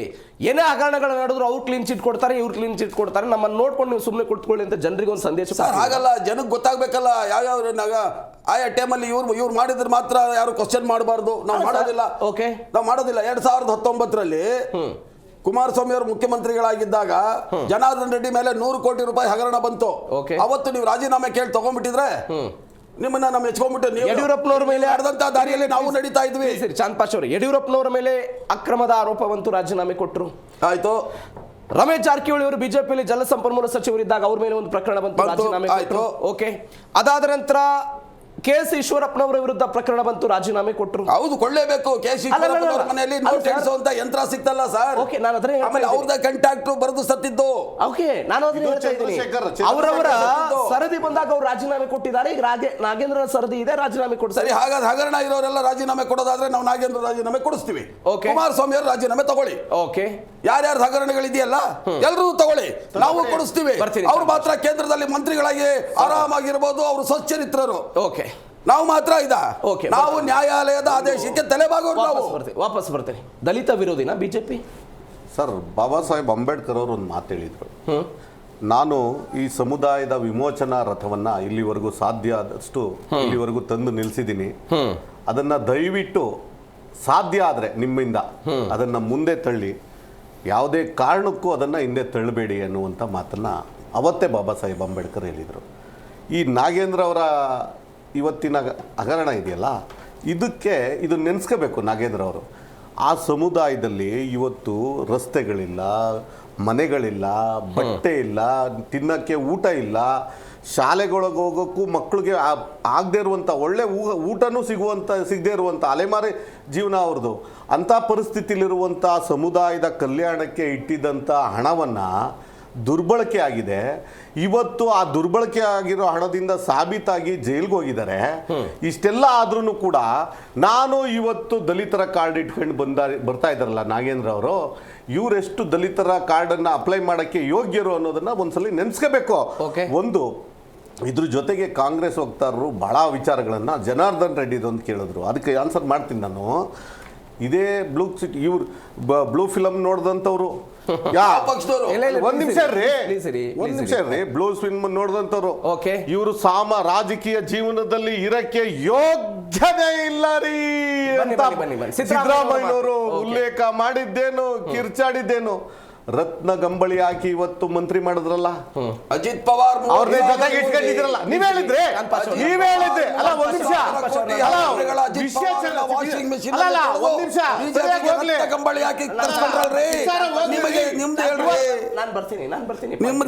ಈ ತರದ್ದು ಹೇಳಿದಂತ ಸಿದ್ದರಾಮಯ್ಯನವರು ಇವತ್ತು ಮಂತ್ರಿ ಮಾಡಿ ಅಂತ ಅನಿವಾರ್ಯ ಅವ್ರಿಗೆ ಬಂತು. ನಾವು ಮಾಡ್ಲಿ, ಅವ್ರನ್ನ ಮಾಡ್ಲಿ, ಖುಲಾಸೆ ಆಗಿದೆ ಕೇಸು, ಅದು ಬೇರೆ. ಇವತ್ತು ನಾಗೇಂದ್ರ ಅವ್ರ ವಿಷಯದಲ್ಲಿ ಆಗ್ತಾ ಇರೋದೇನು, ಅದನ್ನ ರಾಜೀನಾಮೆ ಕೊಟ್ಟು ಸದನ ನಡೆಸಕ್ಕೆ, ಸದನಕ್ಕೆ ಬಹಳ ಅವಕಾಶಗಳಿತ್ತು. ಬರದ ಪರಿಸ್ಥಿತಿಯನ್ನ ಆಲೋಚನೆ ಮಾಡಬೇಕು, ಯಾರು ಚರ್ಚೆ ಮಾಡಬೇಕಾಗಿತ್ತು? ಚರ್ಚೆ ಮಾಡ್ಬೇಕು, ಸರ್ಕಾರ ಮಾಡಬೇಕಾಗಿತ್ತು. ಸರ್ಕಾರ ಒಬ್ಬ ಕಳಂಕಿತನನ್ನ ಮುಂದೆ ಇಟ್ಕೊಂಡು ಹೌದು, ನೀವು ಅವನನ್ನ ರಾಜೀನಾಮೆ ಪಡೋದೇ ಮೊದಲು ನಾವು ಯಾವುದೇ ಚರ್ಚೆಗಿಲ್ಲ ಅಂತಂದಿದ್ವಿ. ನಾವು ವಿರೋಧ ಪಕ್ಷಕ್ಕೂ ಕೂಡ ಆಡಳಿತ ಪಕ್ಷಕ್ಕೆ ಎಷ್ಟು ಜವಾಬ್ದಾರಿ ಇರುತ್ತೋ ಇವತ್ತು ಅದೇ ರೀತಿ ವಿರೋಧ ಪಕ್ಷಕ್ಕೂ ಜವಾಬ್ದಾರಿ ಇರುತ್ತೆ. ನಾವು ವಿರೋಧ ಪಕ್ಷಕ್ಕೆ ಒಂದು ಬೆಲೆ ಕೊಟ್ಟು ನಾವು ಜನರಿಂದನೇ ಆಯ್ಕೆಯಾಗಿ ಬಂದಿರೋರು, ಜನರ ಒಕ್ಕೊರಳ ಏನು ಧ್ವನಿ ಇದೆ ಅದಕ್ಕೆ ತಲೆಬಾಗಿ ನಿಂತಿದ್ವಿ. ನಾಗೇಂದ್ರ ಅವ್ರು ರಾಜೀನಾಮೆ ಕೊಡಲೇಬೇಕು ಅಂದಾಗ ಯಾಕೆ ಅವ್ರು ರಾಜೀನಾಮೆ ತಗೊಳ್ಳಿಲ್ಲ? ಅವರು ಕಲಾಪ ನಡೆಸಕ್ಕೆ ಯಾಕೆ ಆಗ್ಲಿಲ್ಲ? ಆ ಆರೋಪವನ್ನ ಅದನ್ನ ಮುಂದಿಟ್ಕೊಂಡು ಅನೇಕ ಬಿಲ್ಗಳನ್ನ ಪಾಸ್ ಮಾಡಿದ್ರು. 52ಕ್ಕೂ ಹೆಚ್ಚು ಇವತ್ತು ಪಾರ್ಕ್ಗಳನ್ನ, ಪಾರ್ಕಿಂಗ್ ಜಾಗ ವಸೂಲಿ ಮಾಡ್ಲಿಕ್ಕೆ. ಆದ್ರಿಂದ ನನಗೆ ನಿಮ್ಮ ರಾಜಕೀಯ ಅಸ್ತಿತ್ವದ ಹೋರಾಟ ಮುಖ್ಯನೋ ರೈತರ ಬರ ಮುಖ್ಯ ಆಗಿತ್ತು? ನೋಡಿ ಸರ್, ಇವ್ರಿಗೆ ಬರ ಅಧ್ಯಯನಕ್ಕೆ ನೀವು ಬರ ಬಂದಿದೆ, ಸರ್ಕಾರ ಪರಿಹಾರ ಕೊಟ್ಟಿಲ್ಲ, ಸರ್ಕಾರ ಏನು ಕ್ರಮ ತೆಗೆದುಕೊಂಡಿಲ್ಲ ಅಂತ ನಿಮ್ದು ಪಾದಯಾತ್ರೆ ಆಗ್ಲಿಲ್ಲ, ಹೋರಾಟ ಆಗ್ಲಿಲ್ಲ. ನಾಗೇಂದ್ರ ರಾಜೀನಾಮೆ ಕೊಡ್ಲಿಲ್ಲ ಅನ್ನೋ ಕಾರಣಕ್ಕಾಗಿ ಒಂದು 5 ವಿಧಾನಸಭಾ ಕ್ಷೇತ್ರಗಳಲ್ಲಿ ST/SC ಮೀಸಲು ಕ್ಷೇತ್ರ ಪಾದಯಾತ್ರೆ ಮಾಡ್ತಾ ಇದ್ದೀರಿ. ನೀವೇ ವರದಿ ಮಾಡಿದ್ದಾರೆ, ನಿಮ್ಮ ಮಾಧ್ಯಮದವರೇ ವರದಿ ಮಾಡಿದ್ದಾರೆ. ಒಂದು ವಿರೋಧ ಪಕ್ಷವಾಗಿ ವಿರೋಧ ಪಕ್ಷದ ನಾಯಕರು, ವಿರೋಧ ಪಕ್ಷದ ಮೇಲ್ಮನೆಯ ವಿರೋಧ ಪಕ್ಷದ ನಾಯಕರು, ನಮ್ಮ ರಾಜ್ಯಾಧ್ಯಕ್ಷರು, ಅನೇಕ ಹಿರಿಯ ನಾಯಕರು ಎಲ್ಲ ಜಿಲ್ಲೆಗಳಿಗೂ ವಿರೋಧ ಪಕ್ಷವಾಗಿ ಪ್ರವಾಸ ಮಾಡಿದ್ದಂತ ಉದಾಹರಣೆ, ದಾಖಲೆ ಎಲ್ಲವೂ ಕೂಡ ಇವತ್ತಿದೆ. ಆದ್ರೆ ರಾಜ್ಯ ಸರ್ಕಾರದ ಹತ್ರ ಬರ ವೀಕ್ಷಣೆಗೆ ಹೋಗ್ಲಿಕ್ಕೆ ಇವ್ರಿಗೆ ಮಂತ್ರಿಗಳೇ ಇರ್ಲಿಲ್ಲ. ಇವ್ರ ಕ್ಯಾಬಿನೆಟ್ ಖಾಲಿ ಆಗಿತ್ತು. DK ಶಿವಕುಮಾರ್ ಅವರು 4-5 ಬಾರಿ ದೆಹಲಿ ಪ್ರವಾಸಕ್ಕೆ ಹೋಗಿದ್ರು. ಈಗಲೂ ಕೂಡ ಸೆಷನ್ ಮುಗಿಸಿ ಡೆಲ್ಲಿಗೆ 3 ಜನ ಯಾರು ತೆಗೆದಾಕ್ಬೇಕು, ಯಾರು ಸೇರಿಸ್ಬೇಕು ಅನ್ನೋದ್ರ ಹೋರಾಟದಲ್ಲಿದ್ದಾರೆ ಅವರು ಇವತ್ತಿಗೂ ಕೂಡ. ತೃಪ್ತಿ ಪಟ್ಕೊಳ್ಳಿ, ನಮಗಿಂತ ಅವರು ವೇಗವಾಗಿ ಇದನ್ನೆಲ್ಲ ಪ್ರೊಸೆಸ್ ಮಾಡ್ತಾರೆ. ನಾವೆಲ್ಲ ಹೈಕಮಾಂಡ್ ಲೆಕ್ಕಕ್ಕೆ ನಾವೆಲ್ಲ ಕಾಯಬೇಕು ಅನ್ನೋದು ಬಿಜೆಪಿ ಸಂಸ್ಕೃತಿ ಇದೆ. ಏನಾದ್ರೂ JP ನಡ್ಡಾ ಅವರಿಂದ ಆದೇಶ ಬರಬೇಕು, ಏನಾದ್ರೂ ಗೃಹ ಸಚಿವರಿಂದ ಆದೇಶ ಬರಬೇಕು, ಏನಾದ್ರೂ ನರೇಂದ್ರ ಮೋದಿ ಅವರು ಕಳಿಸಬೇಕು. ನೀವು ಶಬಾಸ್ಗಿರಿ ಕೊಡ್ತಾ ಇದ್ದೀರಿ. ಏನ್ ಶಬಾಸ್ಗಿರಿ?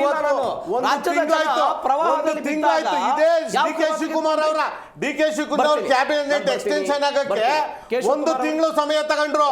ಇವತ್ತು ಇಳಿಸಕ್ಕೆ ಎಷ್ಟು ದಿನ ಕಾಲಾವಕಾಶ ತಗೋತಾರೆ ಅನ್ನೋದನ್ನು ನೋಡೋಣ ಸರ್. ಓಕೆ, ಕೇಶವ್ ಕುಮಾರ್ ಅವರೇ, ಒಂದು 5 ದಿನಗಳ ಹಿಂದೆ ಅನ್ಸುತ್ತೆ ಪಂಜಾಬ್ನ ಮುಖ್ಯಮಂತ್ರಿ ಭಗವಂತ್ ಮಾನ್ ಅವರ ಪತ್ನಿ ಅತ್ಯಾಚಾರ ಪ್ರಕರಣವನ್ನು ಮುಚ್ಚಿ ಹಾಕುವುದಕ್ಕೆ 5 ಕೋಟಿ ರೂಪಾಯಿ ಹಣಕ್ಕೆ ಬೇಡಿಕೆ ಇಟ್ಟಿದ್ದಾರೆ ಅಂತ ಆರೋಪ ಬಂತು ಸರ್. ರಾಜೀನಾಮೆ ಕೊಡ್ತಾರಾ ಭಗವಂತ್ ಮಾನ್ ಇವತ್ತು? ನೋಡಿ, ನೀವು ಹೇಳ್ತಿರೋದು ಒಂದು ಒಳ್ಳೆ ಇದೆ. ಈಗ ಒಬ್ಬ ಮುಖ್ಯಮಂತ್ರಿಯ ಪತ್ನಿ ಒಂದು ಅತ್ಯಾಚಾರದ ಪ್ರಕರಣದಲ್ಲಿ 5 ಕೋಟಿ ರೂಪಾಯಿ ಬೇಡಿಕೆ ಇಟ್ಟಿದ್ದಾರೆ ಅಂತ ಪಂಜಾಬ್ನ ಮುಖ್ಯಮಂತ್ರಿ ಭಗವಂತ್ ಮಾನ್ ಅವರ ಪತ್ನಿಯ ವಿರುದ್ಧ ಆರೋಪ ಬಂದಿದೆ. ತನಿಖೆ ನಡೀತಾ ಇದೆ ಆ ಪ್ರಕರಣದಲ್ಲಿ. ಈಗ ಆಮ್ ಆದ್ಮಿ ಹೇಳ್ತಾ ಇದೆ ನಾಗೇಂದ್ರ ರಾಜೀನಾಮೆ ಕೊಡಬೇಕು ಅಂತ. ಹಾಗಾದ್ರೆ ಪಂಜಾಬ್ನ ಮುಖ್ಯಮಂತ್ರಿಗಳು ರಾಜೀನಾಮೆ ಕೊಡ್ತಾರಾ? ನೋಡಿ, ಇವಾಗ ನೀವು ಹೇಳ್ತಿರೋದು ಅವರ ಮುಖ್ಯಮಂತ್ರಿಗಳ ಪತ್ನಿ ಮೇಲೆ ಆರೋಪ ಬಂದಿದೆ ಹೇಳ್ತಾ ಇದ್ದಾರಾ? ಈಗ ಮುಖ್ಯಮಂತ್ರಿಗಳ ಮೇಲೆ ಆರೋಪ ಇದ್ರೆ ಅವರು ರಾಜೀನಾಮೆ ಕೊಡ್ತಾರೆ. ಕುಟುಂಬಸ್ಥರಾಗಿದ್ದಾರೆ. ನೋಡಿ, ಇವಾಗ ಇವ್ರು ಹೇಳ್ತಿದಾರಲ್ಲ ಸಿದ್ದರಾಮಯ್ಯನವ್ರದ್ದು, ಅವಾಗ ಸೈಟ್ ತಗೊಂಡಿದ್ದೆ ಸೈಟ್ ಕೂಡ ವಾಪಸ್ ಕೊಟ್ಟಿದ್ದಾರಲ್ಲ, ಸೈಟ್ ಯಾಕೆ ವಾಪಸ್ ಕೊಟ್ರು? ನೀವೇ ಪಾಯಿಂಟ್ ಬೇರೆ ಕಡೆ ಹೋಗಿದ್ದಕ್ಕೆ ನಾ ಹೇಳ್ತಾ ಇದ್ದೀನಿ. ಸೈಟ್ ವಾಪಸ್ ಕೊಟ್ಟಿದ್ದೆ ಸಿದ್ದರಾಮಯ್ಯ ಸಿದ್ದರಾಮಯ್ಯನವರು ಸರಿಯಾಗಿ ಇದ್ರೆ ಯಾಕೆ ವಾಪಸ್ ಕೊಟ್ರು? ಅವತ್ತಿನ ದಿವಸ ಅವ್ರು ರಾಜೀನಾಮೆ ಕೊಡ್ಲಿಲ್ವಲ್ಲ, ಯಾಕೆ ಕೊಡ್ಬೇಕಾಗಿತ್ತು ಸೀಟ್ ವಾಪಸ್ಸು? ಅದೇ ಹೇಳ್ತಿರೋದು ಆಯ್ತಾ? ನೋಡಿ ಇನ್ನೊಂದೇನಂದ್ರೆ ಇವತ್ತಿನ ದಿವಸ ನೋಡಿ, ಈ ಹಿಂದೆ ಸಿದ್ದರಾಮಯ್ಯ ಸಚಿವ ಸಂಪುಟ ಇತ್ತು, ಅವರಾಗಿದ್ದಾದ್ಮೇಲೆ DK ಮುಖ್ಯಮಂತ್ರಿ ಆಗಿ ಬಂದ್ರು, ಪೂರ್ತಿ ಸಚಿವ ಸಂಪುಟ ಹೊಸ ಸಂಪುಟ ಬಂತು. ಈಗ ಹಿಂದೆ ಸಚಿವ ಸಂಪುಟದಲ್ಲಿ ಇದ್ದವ್ರು ಕೆಲವರು ಕೈ ಬಿಟ್ಟಿದ್ದಾರೆ, ಕೆಲವ್ರನ್ನ ಈಗ ಮುಂದಕ್ಕೆ ತಗೊಂಡ್ಬಂದಿದ್ದಾರೆ. ಇವ್ರು ಸಚಿವ ಸಂಪುಟದಲ್ಲಿ ಅಲ್ಲಿ ಇದ್ದವ್ರನ್ನ ಇಲ್ಲಿ ತಗೊಂಡ್ಬಂದಿರೋರಿಗೆ ಏನಾದರೂ ಒಂದು ರಿಪೋರ್ಟ್ ಕಾರ್ಡ್ ಇದೆಯಾ? ಅವ್ರು ಇದ್ದಿದ್ದ ಸಂಪುಟದಲ್ಲಿ ಅವ್ರು ಏನಾದರೂ ಒಳ್ಳೆ ಕೆಲಸ ಮಾಡಿದ್ದಾರೆ, ಏನಾದರೂ ಒಂದು ಈ ಅತ್ಯುತ್ತಮ ಕೆಲಸ ಮಾಡಿದ್ದಾರೆ ಅಂತೇಳಿ ಅವ್ರಿಗೆ ಏನಾದ್ರು ಒಳ್ಳೆ ಸಂಪುಟ ಸಚಿವ ಸ್ಥಾನ ಕೊಟ್ಟಿದ್ದಾರಾ? ಅದನ್ನು ಇವ್ರು ಹೇಳ್ಬೇಕಾಗತ್ತೆ. ನಾನು ಅದೇ ಕೇಳ್ತಿದ್ದೆ, ಕ್ರೈಟೀರಿಯಾ ಕೇಳ್ತಿದ್ದೆ. ಹಾಗೆ ಇವಾಗ DK ಅವರು ಬಂದಿದ ತಕ್ಷಣ ಫಸ್ಟ್ ಹೇಳಿದ್ದು we have zero tolerance for corruption. Zero tolerance for corruption ಅಂತಂದ್ರೆ ಒಂದು ಭ್ರಷ್ಟಾಚಾರ ಪ್ರಕರಣದಲ್ಲಿ ಆರೋಪ ಆಗಿರುತ್ತವರು, ಒಂದು ಭ್ರಷ್ಟಾಚಾರ ಪ್ರಕರಣದಿಂದ ಸಚಿವ ಸಂಪುಟದಿಂದ ರಾಜೀನಾಮೆ ಕೊಟ್ಟಿರೋರ್ನ ಮತ್ತೆ ಸಚಿವ ಸಂಪುಟಕ್ಕೆ ತಗೊಂಡ್ಬಂದು ಇಟ್ಕೊಂಡ್ರೆ ನೀವು ಝೀರೋ ಟಾಲರೆನ್ಸ್ ಟು ಕರಪ್ಷನ್ ಹೇಗಾಯ್ತು? ಭ್ರಷ್ಟಾಚಾರ ಆರೋಪ ಇದೆ ಅವ್ರ ಮೇಲೆ, ಕೋರ್ಟಲ್ಲಿ ಕೇಸ್ ನಡೀತಾ ಇದೆ ಆದ್ಮೇಲೆ ಅಂತವ್ರ ತಗೊಂಡ್ಬಂದು ಇಟ್ಕೊಂಡ್ರೆ ಝೀರೋ ಟಾಲರೆನ್ಸ್ ಟು ಕರಪ್ಷನ್ ಹೇಗಾಯ್ತು? ನೀವು ಕ್ರೈಟೀರಿಯಾ ರಾಘೇಂದ್ರನೇ ತಗೊಂಡ್ಬಂದಿದ್ದ ಕಾರಣ ಏನು? ಇವರು ದಲಿತರಿಗೆ ಕೊಡಬೇಕು ಅಂದ್ರೆ ದಲಿತರು ಬೇಕಾದಷ್ಟು ಜನ ಇದ್ದಾರೆ ಸ್ವಾಮಿ. ನಾವು ದಲಿತರಿಗೆ ವಿರೋಧ ಅಲ್ಲ, ನಾಗೇಂದ್ರಗೆ ವಿರೋಧ. ನಾಗೇಂದ್ರ ಮೇಲೆ ಆರೋಪ ಬಂದಿದ ತಕ್ಷಣ ದಲಿತ ಕಾರ್ಡ್ ಪ್ಲೇ ಮಾಡೋದಲ್ಲ. ದಲಿತರಾಗಿದ್ದುಕೊಂಡೇನೆ ದಲಿತರಿಗೆ ಅನ್ಯಾಯ ಮಾಡಿರೋಂಥ ಒಂದು ಪ್ರಕರಣದಲ್ಲಿ ಪ್ರಮುಖ ಒಬ್ಬ ಆರೋಪಿಯಾಗಿದ್ದಾರೆ ಇವರು. ಹಾಗಾಗಿ ಅವರು ದಲಿತರ ಪರ ಅಂತೇಳಿ ನಾಗೇಂದ್ರನ ಯಾವತ್ತೂ ಪರಿಗಣಿಸಕ್ಕೆ ಸಾಧ್ಯನೇ ಆಗೋದಿಲ್ಲ ಇಲ್ಲಿ. ಓಕೆ, ಬರ್ತೇನೆ. ಚಾಂದ್ ಪಾಷ ಅವರೇ, ಯಾಕೆ ದಲಿತ ಕಾರ್ಡ್ ಪ್ಲೇ ಮಾಡ್ತಿದೆ ಕಾಂಗ್ರೆಸ್? ಈಗ ನಾವು ದಲಿತರ ಪಟ್ಟಿ ಹೇಳೋದಾದ್ರೆ ಅವಾಗಲೇ ಅವರು ಹೇಳಿದ್ರು NY ಗೋಪಾಲಕೃಷ್ಣ ಅವರಿದ್ದಾರೆ, ಪ್ರಸಾದ್ ಅಬ್ಬಯ್ಯನವರಿದ್ರು, ಹುಬ್ಬಳ್ಳಿ ಧಾರವಾಡದಿಂದ ಆಯ್ಕೆಯಾಗಿ ಬರ್ತಾರೆ. ಅದೇ ಜಿಲ್ಲೆಯಲ್ಲಿ ತುಕಾರಾಮ್ ಅವರ ಪತ್ನಿ ಅನ್ನಪೂರ್ಣ ತುಕಾರಾಮ್ ಅವರಿದ್ದಾರೆ. ಈ ಎಲ್ಲ ಪಟ್ಟಿಗಳು ಇದ್ದಾಗಲೂ ಕೂಡ ನಾಗೇಂದ್ರ ಅವರನ್ನ ಕರೆದುಕೊಂಡು ಬರಬೇಕು ಅನ್ನೋಂಥ ಒತ್ತಾಯ ಏನಾದರೂ ನಿಮ್ಮ ಬಳಿ ಇತ್ತಾ? ಇವತ್ತು ಅವರ ವಿರುದ್ಧ ಆರೋಪ ಬಂದ ತಕ್ಷಣ ದಲಿತ ನಾಯಕತ್ವದ ಪ್ರದರ್ಶನ ಮಾಡ್ತಾ ಇದ್ದೀರಿ ನೀವು. ಸರ್, ಆರೋಪ ಯಾರ ವಿರುದ್ಧ ಬಂದ್ರೆ ಜಾತಿ ಹಾಕಿಲ್ಲ ಇಂಪಾರ್ಟೆನ್ಸ್. ಆ ಹಿಂದುಳಿದ ವರ್ಗನ ಆಗಿರ್ಲಿ ಅಥವಾ 2A ಆಗಿರ್ಲಿ, ಮತ್ತೊಂದು ಕಮ್ಯುನಿಟಿ ಆಗಿರ್ಲಿ, ಲಿಂಗಾಯತ ಆಗಿರ್ಲಿ, ವಕೀಲ ಆಗಿರ್ಲಿ, ಅದಾದ ನಂತರ ದಲಿತ ಸಮುದಾಯ ಆಗಿರ್ಲಿ. ಸರ್, ನಾನು ನಿಮ್ಗೆ ಆಗಲೇ ಹೇಳಿದ್ದೀನಿ, ಓಕೆ, ST ಸಮುದಾಯ ನಮ್ಮನ್ನು ಆಶೀರ್ವಾದ ಮಾಡಿದೆ. ಆ ಭಾಗದಲ್ಲಿ ಸ್ವಲ್ಪ ಬ್ರದರ್ ಇಲ್ಲ, ನೀವು ಮಾತಾಡುವಾಗ ನಾನು ಮಾತಾಡ್ತೀನಿ. ಪ್ಲೀಸ್. ST ಸಮುದಾಯದಲ್ಲಿ 15 ಜನ ನಮ್ಮಲ್ಲಿ ಗೆದ್ದಿದ್ದಾರೆ.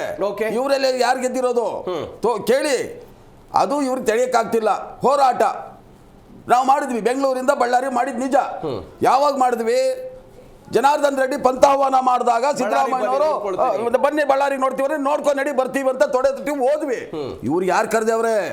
ಇವರು ಏನು ರಾಯಚೂರಿಂದ ಬಳ್ಳಾರಿಗೆ ಮಾಡ್ತಾರದು ಏನು ಗೊತ್ತಾ? ಈಗ ಅವರ ಹೈಕಮಾಂಡಿನ ಕೆಂಗಣ್ಣಿಗೆ ಗುರಿಯಾಗಿದ್ದಾರೆ.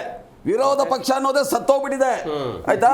ಹಾಗಾಗಿ ನಿಮಗದು ಭಯ ತರಿಸಿ. ನಮಗ್ ಭಯ ಅಲ್ಲ ಸರ್, ಭಯನೇ ಅಲ್ಲ.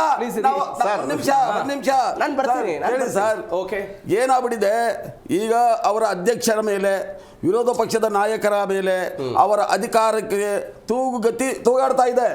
ನಾವು ಬದುಕಿದ್ದೀವಿ ಅಂತ ತೋರಿಸ್ಕೋಬೇಕಲ್ಲ. ಉದಾಹರಣೆಗೆ ಹೇಳ್ತಾರೆ ಹೈಕಮಾಂಡ್, ಕಾಂಗ್ರೆಸ್ ಹೈಕಮಾಂಡ್ ಅಂತ ಹೇಳ್ತಾರೆ. ನಾವು ಕಳೆದ 3 ವರ್ಷಗಳ ಹಿಂದೆ ನಾವು ಗೆದ್ದಾಗ ಇದೇ ದೇಶದ ಪ್ರಧಾನಿ ಮೋದಿ ಅವರು ಬೆಂಗಳೂರು ಇಸ್ರೋಗೆ ಬರ್ತಾರೆ. ಇವರ ಅಧ್ಯಕ್ಷರನ್ನು ಒಳಗೊಂಡಂತೆ ವಿರೋಧ ಪಕ್ಷದ ಯಾವೊಬ್ಬ ಶಾಸಕರನ್ನು ಒಳಗೊಂಡಂತೆ ಒಬ್ಬರನ್ನು ಅವರು ಹತ್ರ ಕರೆದು ಮಾತಾಡ್ಸಕ್ಕೆ ಹತ್ರ ಬರಕೊಳ್ಳಿಲ್ಲ, ಏರ್ಪೋರ್ಟ್ ಕರೆಸ್ಕೊಂಡಿಲ್ಲ. ಫುಟ್ಪಾತ್ ಮೇಲೆ ನಿಂತ್ಕೊಂಡು ಪ್ರಧಾನಿಗಳಿಗೆ ಕೈ ಬೀಸಿದ್ದನ್ನು ಮರ್ತೋಗ್ಬಿಟ್ಟಿದ್ದಾರೆ. ಓಕೆ, ಹಾಗಾಗಿ ನಮ್ಮ ಬಗ್ಗೆ ಮಾತಾಡಬೇಡಿ. ಈಗ ನಮ್ಮ ಪಕ್ಷದ ಆಂತರಿಕ ವಿಚಾರವಾಗಿ ನಿಮ್ಮಗಳನ್ನ ಕೇಳಿ ಮಂತ್ರಿ ಮಾಡೋ ಅವಶ್ಯಕತೆ ಇಲ್ಲ. ಯಾಕೆ? ನಾವು ಆಡಳಿತ ಪಕ್ಷದಲ್ಲಿದ್ದೀವಿ. ನಮಗೆ ಚಾಟಿ ಬೀಸಿ ಕೇಳಿ. ಚಾಂದ್ ಪಾಷ ಅವ್ರು ನನ್ನ ಮಾತು ಕೇಳಿ. ನಿಮ್ಮ ಪಕ್ಷದಲ್ಲಿ KPCC ಅಧ್ಯಕ್ಷರನ್ನಾಗಿ ಮಾಡಿದ್ರು, ಪ್ರಧಾನ ಕಾರ್ಯದರ್ಶಿಯನ್ನಾಗಿ ಮಾಡಿದ್ರು, ವಕ್ತಾರರನ್ನಾಗಿ ಮಾಡಿದ್ರು, ಯಾವ್ದಾದ್ರು ಜವಾಬ್ದಾರಿ ಕೊಟ್ಟಿದ್ರೆ ನಿಮ್ಮ ಪಕ್ಷದ ಆಂತರಿಕ ವಿಚಾರ ಆಗ್ಬೇಕಾಗಿತ್ತು. ಆದ್ರೆ ಅವ್ರಿಗೆ ಕೊಟ್ಟಿರುವಂತಹ ಜವಾಬ್ದಾರಿ ಏನಿದೆ, ಸಚಿವ ಖಾತೆಗಳೇನಿದೆ, ಪ್ರತಿಯೊಬ್ಬ ಜನರಿಗೂ ಕೂಡ ತಲಬೇಕಾದಂತಹ ಅವಶ್ಯಕತೆ ಇರುವಂತಹ ಪ್ರತಿಯೊಂದು ಪಕ್ಷ ಮಂತ್ರಿ ಮಂಡಳ ಮಾಡುವಂತ ಸಂದರ್ಭದಲ್ಲಿ ಜಾತಿವಾರು ಅಥವಾ ಜಿಲ್ಲಾವಾರು ಇದನ್ನ ಇಟ್ಕೊಂಡೇ ಮಾಡೋದು. ಆಮೇಲೆ ಎಲ್ಲವೂ ಸತ್ಯಹರಿಶ್ಚಂದ್ರ ಅಂತ ನಾವು ಮಾಡ್ತೀವಿ ಅಂತ ಹೇಳಲ್ಲ. ಕೆಲವೊಂದು ತಪ್ಪುಗಳು ನಮ್ಮಲ್ಲೂ ಆಗ್ತವೆ, ಎಲ್ಲ ಆಗೋದಿಲ್ಲ. ಯಾರಾಗಲ್ಲ, ಯಾರು ಸತ್ಯಹರಿಶ್ಚಂದ್ರ ಇದ್ದೀರಿ ಈಗ ನೀವು ಆಯ್ತಾ? ಹಾಗಾಗಿ ರಾಜಕೀಯ ತಂತ್ರಗಾರಿಕೆಯಲ್ಲಿ ಕೆಲವೊಮ್ಮೆ ನಾವು ಮತ್ತೆ ಮುಂದಿನ ಚುನಾವಣೆಯಲ್ಲಿ ಗೆಲ್ಲಬೇಕು ಅನ್ನೋ ಒಂದು ವಿಚಾರವಾಗಿ ಆ ಭಾಗದಲ್ಲಿ ಒಬ್ಬ ಬಲಿಷ್ಠವಾದಂತ ನಾಯಕ ನಾಗೇಂದ್ರ ಅಂತ ತಗೊಂಡಿದ್ದೀವಿ. ಕ್ಲೀನ್ ಚಿಟ್ ಬಂದಿದೆ ಅನ್ನೋ ವಿಚಾರಕ್ಕೆ ತಗೊಂಡಿದ್ದೀವಿ. ಖಂಡಿತವಾಗ್ಲೂ ಸರ್, ಯಾವತ್ ನ್ಯಾಯಾಲಯ ಅವ್ರನ್ನ ಏನಾದ್ರು ಅಪರಾಧಿ ಅಂತ ಹೇಳಿದ್ರೆ ನಾವು ಒಂದು ಕ್ಷಣ ನಾವು ಇಟ್ಕೊಳ್ಳೋದಿಲ್ಲ. ನಾವು ಅಂತದ್ರಲ್ಲಿ ಹಗರಣಗಳು ಎಂತೆಂತ ಹಗರಣಗಳು ನಡೀತು ಸರ್, ಮಾತಾಡಿದ್ರೆ ನಾಚಿಕೆ ಆಗುತ್ತೆ ಸರ್. ಒಬ್ಬ ಮಂತ್ರಿ ಸ್ನೇಹಿತ ಮನೆಗೆ ಊಟಕ್ಕೆ ಕರೆದ್ರೆ ಅವ್ನ ಹೆಂಡತಿ ಮೇಲೆ ಕಣ್ಣಾಕ್ಬಿಟ್ಟು ಲೈಂಗಿಕ ಕ್ರಿಯೆಗೆ ಹೋಗಿ ಜೈಲಿಗೆ ಹೋಗಿದ್ದನ್ನೆಲ್ಲ ಈ ರಾಜ್ಯ ನೋಡಿದೆ. ತೆಗೆದ್ರೆ ಇಷ್ಟಿದೆ, ನಮಗೆ ಬೇಡ. ನಾವು ನಿಮ್ಮ ಮೇಲೆ, ನೀವು ನಮ್ಮ ಮೇಲೆ ಕೆಸರೆಚ್ಚಾಡೋದು ರಾಜಕೀಯವಾಗಿ ಮಾಡ್ಕೊಂಡು ಹೋಗೋಣ. ಬಟ್ ಇಲ್ಲಿ ಆಗಿ ನಾವು ಹೇಳ್ತಾ ಇದೀವಲ್ಲ, ನ್ಯಾಯಾಲಯ ಸ್ವಲ್ಪ ಕಾಯ್ದೆ. ಈಗ ನಮ್ಮ ಅಧ್ಯಕ್ಷರು ಹೇಳಿದ್ರು, ಪಂಜಾಬಿನ ಮುಖ್ಯಮಂತ್ರಿಗಳ ಧರ್ಮಪತ್ನಿಯ ಮೇಲೆ ಆರೋಪ ಬಂದಿದೆ, ರಾಜೀನಾಮೆ ಕೊಡ್ತಾರ ಅಂತ ಹೇಳಿದಾಗ ಅವ್ರು ಉತ್ತರ ಕೊಡಕ್ಕೆ ತಡಬಡಿಸ್ತಾರೆ. ಈಗ ಅವ್ರು ಹೇಳೋ ಉದ್ದೇಶ ಏನಿತ್ತು ಅಂದ್ರೆ, ಹೇಳೋ ಉದ್ದೇಶ ಹೆಂಡತಿ ಮೇಲೆ ಆಗಿದ್ದು ಅಲ್ಲ ರೀ, ಗಂಡ ಹೆಂಡತಿ ಒಂದು ಮನೆಯಲ್ಲಿ ಇರೋರ ಮೇಲೆ ಯಾಕದು ಹೊಣೆ ಬರಬಾರ್ದು. ಒಂದು ಹೇಳಿ, ವ್ಯತ್ಯಾಸ ಇದೆ, ಕುಟುಂಬದಲ್ಲಿ ವ್ಯತ್ಯಾಸ ಇದೆ ಅಂತ ಹೇಳ್ತಾ ಇಲ್ಲ, ಮಾಡಿ ಅಂತ ನಾನು ಹೇಳ್ತಾ ಇಲ್ಲ ಬ್ರದರ್. ನಾನು ಹೇಳೋದು ನೈತಿಕತೆ ಇದ್ರೆ ರಾಜೀನಾಮೆ ಕೊಡ್ತಾರೆ. ಬಟ್ ಏನ್ ಮಾಡೋದು, ನಿಮ್ಮಲ್ಲಿ ನಮ್ಮಲ್ಲಿ ವಾಷಿಂಗ್ ಮೆಷಿನ್ ಇಲ್ಲ. ಅಜಿತ್ ಪವಾರ್ ಅಂತ 30,000 ಕೋಟಿ ಲೂಟಿ ಮಾಡ್ದ ಅಂತ ಹೇಳಿ ಬಡ್ಕೊಂಡಂತ ಬಾಯ್ ಬಡ್ಕೊಂಡಂತ ನನ್ನ ನೋಡಿ ಪ್ಲೀಸ್ ಚಾಂದ್ ಪಾಷಾ ಅವರೇ, ನೀವು 52 ಚುನಾವಣೆಯಿಂದ 2014 ತನಕ ಗೆದ್ದು ಬಂದ್ರಲ್ಲ, ಅವಾಗ ಯಾರನ್ನೆಲ್ಲ ವಾಷಿಂಗ್ ಪೌಡರ್ ಅಲ್ಲಿ ಹಾಕೊಂಡು ಕ್ಲೀನ್ ಮಾಡಿ ಸೇರಿಸ್ಕೊಂಡ್ರಿ, ಏನೇನಾಗಿತ್ತು?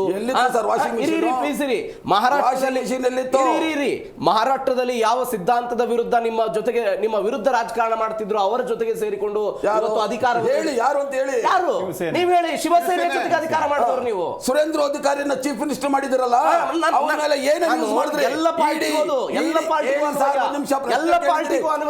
ಕೇಳಿದ್ರಿ ಜನಕ್ಕೆ ಗೊತ್ತಾಗ್ಲಿ. ಇವತ್ತೇನ್ ಕಲ್ಕತ್ತಾದಲ್ಲಿ ಚಿಕ್ಕ ಮುಖ್ಯಮಂತ್ರಿ ಅಂತ ಮಾಡಿ ಕೂರಿಸಿದಿರಲ್ಲ, ಇದೇ ಸುರೇಂದ್ರ ಅಧಿಕಾರಿ ಮೇಲೆ ಎಷ್ಟಿದೆ ಸರ್ ಹಗರಣ? ಅವತ್ತು ಎಷ್ಟೋ ಮೇಲೆ ಇಡಿ ಅದು ಇದು ಎಲ್ಲ ಮಾಡಿ ಅವನ ಬಗ್ಗು ಬಡ್ದ ಕಡೆಗೆ ಹೇಳ್ಕೊಂಡ್ಬಿಟ್ರಿ. ಅದನ್ನ ಹೇಳಿದ್ದು ವಾಷಿಂಗ್ ಮಿಷಿನ್ ಅಂತ.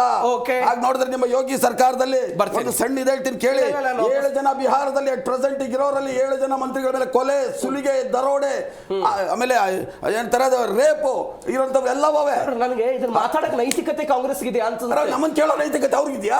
ನಾನು ಇದೇ ನಿತೀಶ್ ಕುಮಾರ್ ಅವರ ಇಂಡಿಯಾ ಮೈತ್ರಿಕೂಟದ ಸಂಚಾಲಕರನ್ನಾಗಿ ಮಾಡಿದ್ರಲ್ಲ ಸರ್, ಇದೇ ನಿತೀಶ್ ಕುಮಾರ್ ಬಂದಿದ್ರು, ಇದೇ ಆಮ್ ಆದ್ಮಿ ನಿಮ್ ಜೊತೆ ಅವತ್ತು ಯಾವ್ದು ಪ್ರಕರಣ ಬಂದಿಲ್ವಾ? ನಿತೀಶ್ ಕುಮಾರ್ ಮತ್ತೆ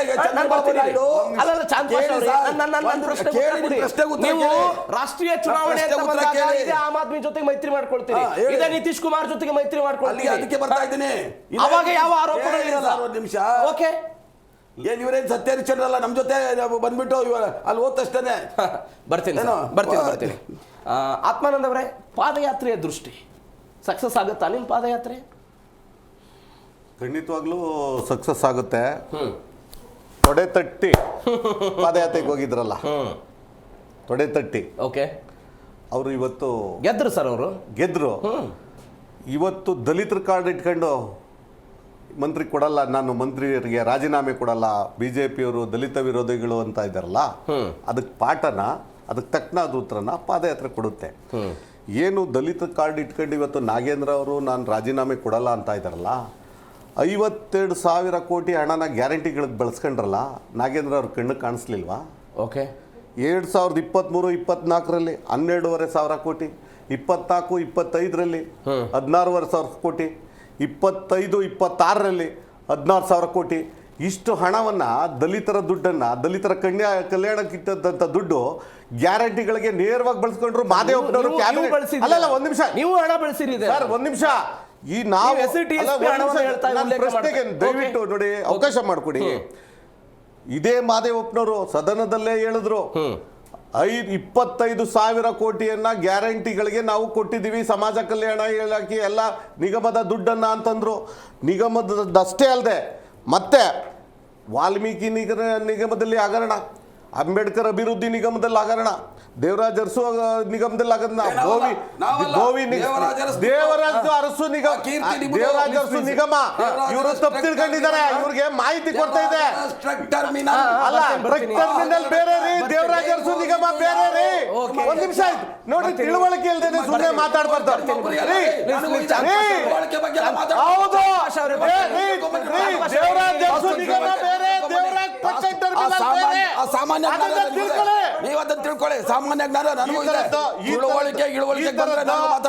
ಈ ತರದ ಆರೋಪಗಳು ದಲಿತರ ದುಡ್ಡು ನಾಗೇಂದ್ರ ಅವರ ಕಣ್ಣು ಕಾಣಲಿಲ್ಲ. ಇವತ್ತು ಅವ್ರ ಮಂತ್ರಿ ಪದವಿಯನ್ನ ಉಳಿಸ್ಕೊಳ್ಳಿಕ್ಕೆ ದಲಿತರ ಕಾರ್ಡ್ ಅನ್ನ ಅಪ್ಲೈ ಮಾಡ್ತಾ ಇದ್ದಾರೆ. ಇದು ಯಾವ ನ್ಯಾಯ ಸಮ್ಮತವಾದದ್ದು? ಆದ್ರಿಂದ ಈ ಪಾದಯಾತ್ರೆಗೆ ಯಶಸ್ಸು ಖಂಡಿತ ಸಿಗುತ್ತೆ. ಇಡೀ ಪಾದಯಾತ್ರೆಯಲ್ಲಿ ಸಿಗುವಂತ ಆ ಸಮುದಾಯದ ಊರುಗಳು, ಜನ, ತಾಲೂಕು, ಜಿಲ್ಲೆಗಳಲ್ಲಿ ನಮ್ಗೆ ಸಾಗರೋಪದಾದಿಯಲ್ಲಿ ಜನ ಬೆಂಬಲ ಕೊಡ್ತಾರೆ. ಯಾಕೆ ಅಂದ್ರೆ ಅವರು ಕಟ್ಟಿರುವಂತ ತೆರಿಗೆ ದುಡ್ಡು ಇದೆಯಲ್ಲ, ಒಂದೊಂದು ರೂಪಾಯಿ ಕೂಡ ಇವತ್ತು ಯಾರ್ದೋ ಅಕೌಂಟ್ ಹೋಗೋಕೆ, ಮಂತ್ರಿಗಳ ಮನೆಯ ಖಾತೆಗಳಿಗೆ ದುಡ್ಡು ಹೋಗೋಕೆ ಆ ಜನ ಬಿಡಕ್ ಸಾಧ್ಯನೇ ಇಲ್ಲ. ಹಾಗಾಗಿ ಅವತ್ತೊಂದು ಮಾತಿತ್ತು, ಯಡಿಯೂರಪ್ಪ ಗುಡುಗಿದರೆ ವಿಧಾನಸೌಧ ನಡುಗುವುದು ಅಂತ. ಒಂದ್ ನಿಮಿಷ ಸರ್ ಹೇಳಕ್ ಬಿಡಿ. ವಿಜಯೇಂದ್ರ ಅವರು ಗರ್ಜನೆಗೆ ಇವತ್ತು ವಿರೋಧ ಪಕ್ಷ 2 ದಿನ ಕಲಾಪ ಇದ್ರೂ ಕೂಡ ಗಡ ಗಡ ಗಡ ನಡುಗಿ ಕಲಾಪವನ್ನು ಮುಂದಕ್ಕೆ ಹಾಕಿ ಇವತ್ತು ಓಡೋಗ್ಬಿಟ್ಟಿದೆ. ನ್ಯಾಯ ಕೊಡಕ್ಕಾಗದೆ ಆ ಗರ್ಜನೆ ಇದ್ದಿದ್ರೆ ವಿಧಾನ ಪರಿಷತ್ ಚುನಾವಣೆಯಲ್ಲಿ ಅಡ್ಡ ಮತದಾನ ಆಗ್ತಿರ್ಲಿಲ್ಲ. ಬರ್ತೀನಿ ನಾನು. JDS ವಕ್ತಾರ ಆಗಿರುವಂತಹ ರಿಷಿಕ್ ವಿಹಾರ್ ಅವರು ನಮ್ಮನ್ನ ಜಾಯ್ನ್ ಆಗಿದ್ದಾರೆ. ಸರ್ ನಮಸ್ಕಾರ, ಕಾರ್ಯಕ್ರಮಕ್ಕೆ ಸ್ವಾಗತ. ಸಪೋರ್ಟ್ ಇದೆಯಾ ನಾಗೇಂದ್ರ ರಾಜೀನಾಮೆಗೆ ನಿಮ್ದು? ಸರ್ 100% ಅವರು ನೈತಿಕತೆ ಹೊಣೆ ಹೊತ್ಕೊಂಡು ಈಗ ಅವಾಗಲೇ ರಾಜೀನಾಮೆ ಕೊಟ್ಟಿದ್ರು. ಈಗ ಸರ್ಕಾರ ಏನು ಬದಲಾಗಿಲ್ಲ, ಸರ್ಕಾರ ಸೇಮ್, ಬರೀ ಮುಖ್ಯಮಂತ್ರಿಗಳು ಮಾತ್ರ ಚೇಂಜ್ ಆಗಿರೋದು ಅಷ್ಟೇನೆ. ಸೊ ಈಗ ನೈತಿಕತೆ ಹೊತ್ಕೊಂಡು ಯಾರು ರಾಜೀನಾಮೆ ಕೊಟ್ಟಿದ್ರೋ ಅವ್ರು ಏನು ಮನೆಗೆ ಹೋಗ್ಬಿಟ್ಟು ಸ್ನಾನ ಮಾಡ್ಕೊಂಡು ನಾನು ಕ್ಲೀನ್ ಚಿಟ್ ಅಂತ ಅವ್ರಿಗವರೇ ಏನಾದ್ರು ಮಾಡ್ಕೊಂಡು ಬಂದಿದ್ದಾರ? ಅವ್ರು ಹೇಳ್ಕೊಳ್ಳುವಂಥದ್ದು ನಾನು ದಲಿತ, ಅದಕ್ಕೋಸ್ಕರ ನನ್ನ ಕೆಳಗಡೆ ಇಳಿಸ್ತಾ ಇದೆ ಅಂತ ಹೇಳಿದ್ರೆ, ಅಲ್ಲ ರೀ, ದಲಿತರ ಹಣ ತಿನ್ಬೇಕಾದ್ರೆ ನಿಮ್ಗೆ ನಾಚಿಕೆ ಆಗ್ಲಿಲ್ವೇನ್ರಿ? ದಲಿತರ ಹಣ ತಿಂದಿರೋಂಥ ನೀವು ಅಲ್ಲ, ನಾಚಿಕೆ ಆಗತ್ತೆ ನಿಮ್ಗೆ? ದಲಿತರ ಹಣ ನೀವು ದಲಿತರು ಒಂದು ವಾಲ್ಮೀಕಿ ನಿಗಮದ ಹಣವನ್ನು ತಗೊಂಡು ನೀವು ಉದ್ದೇಶ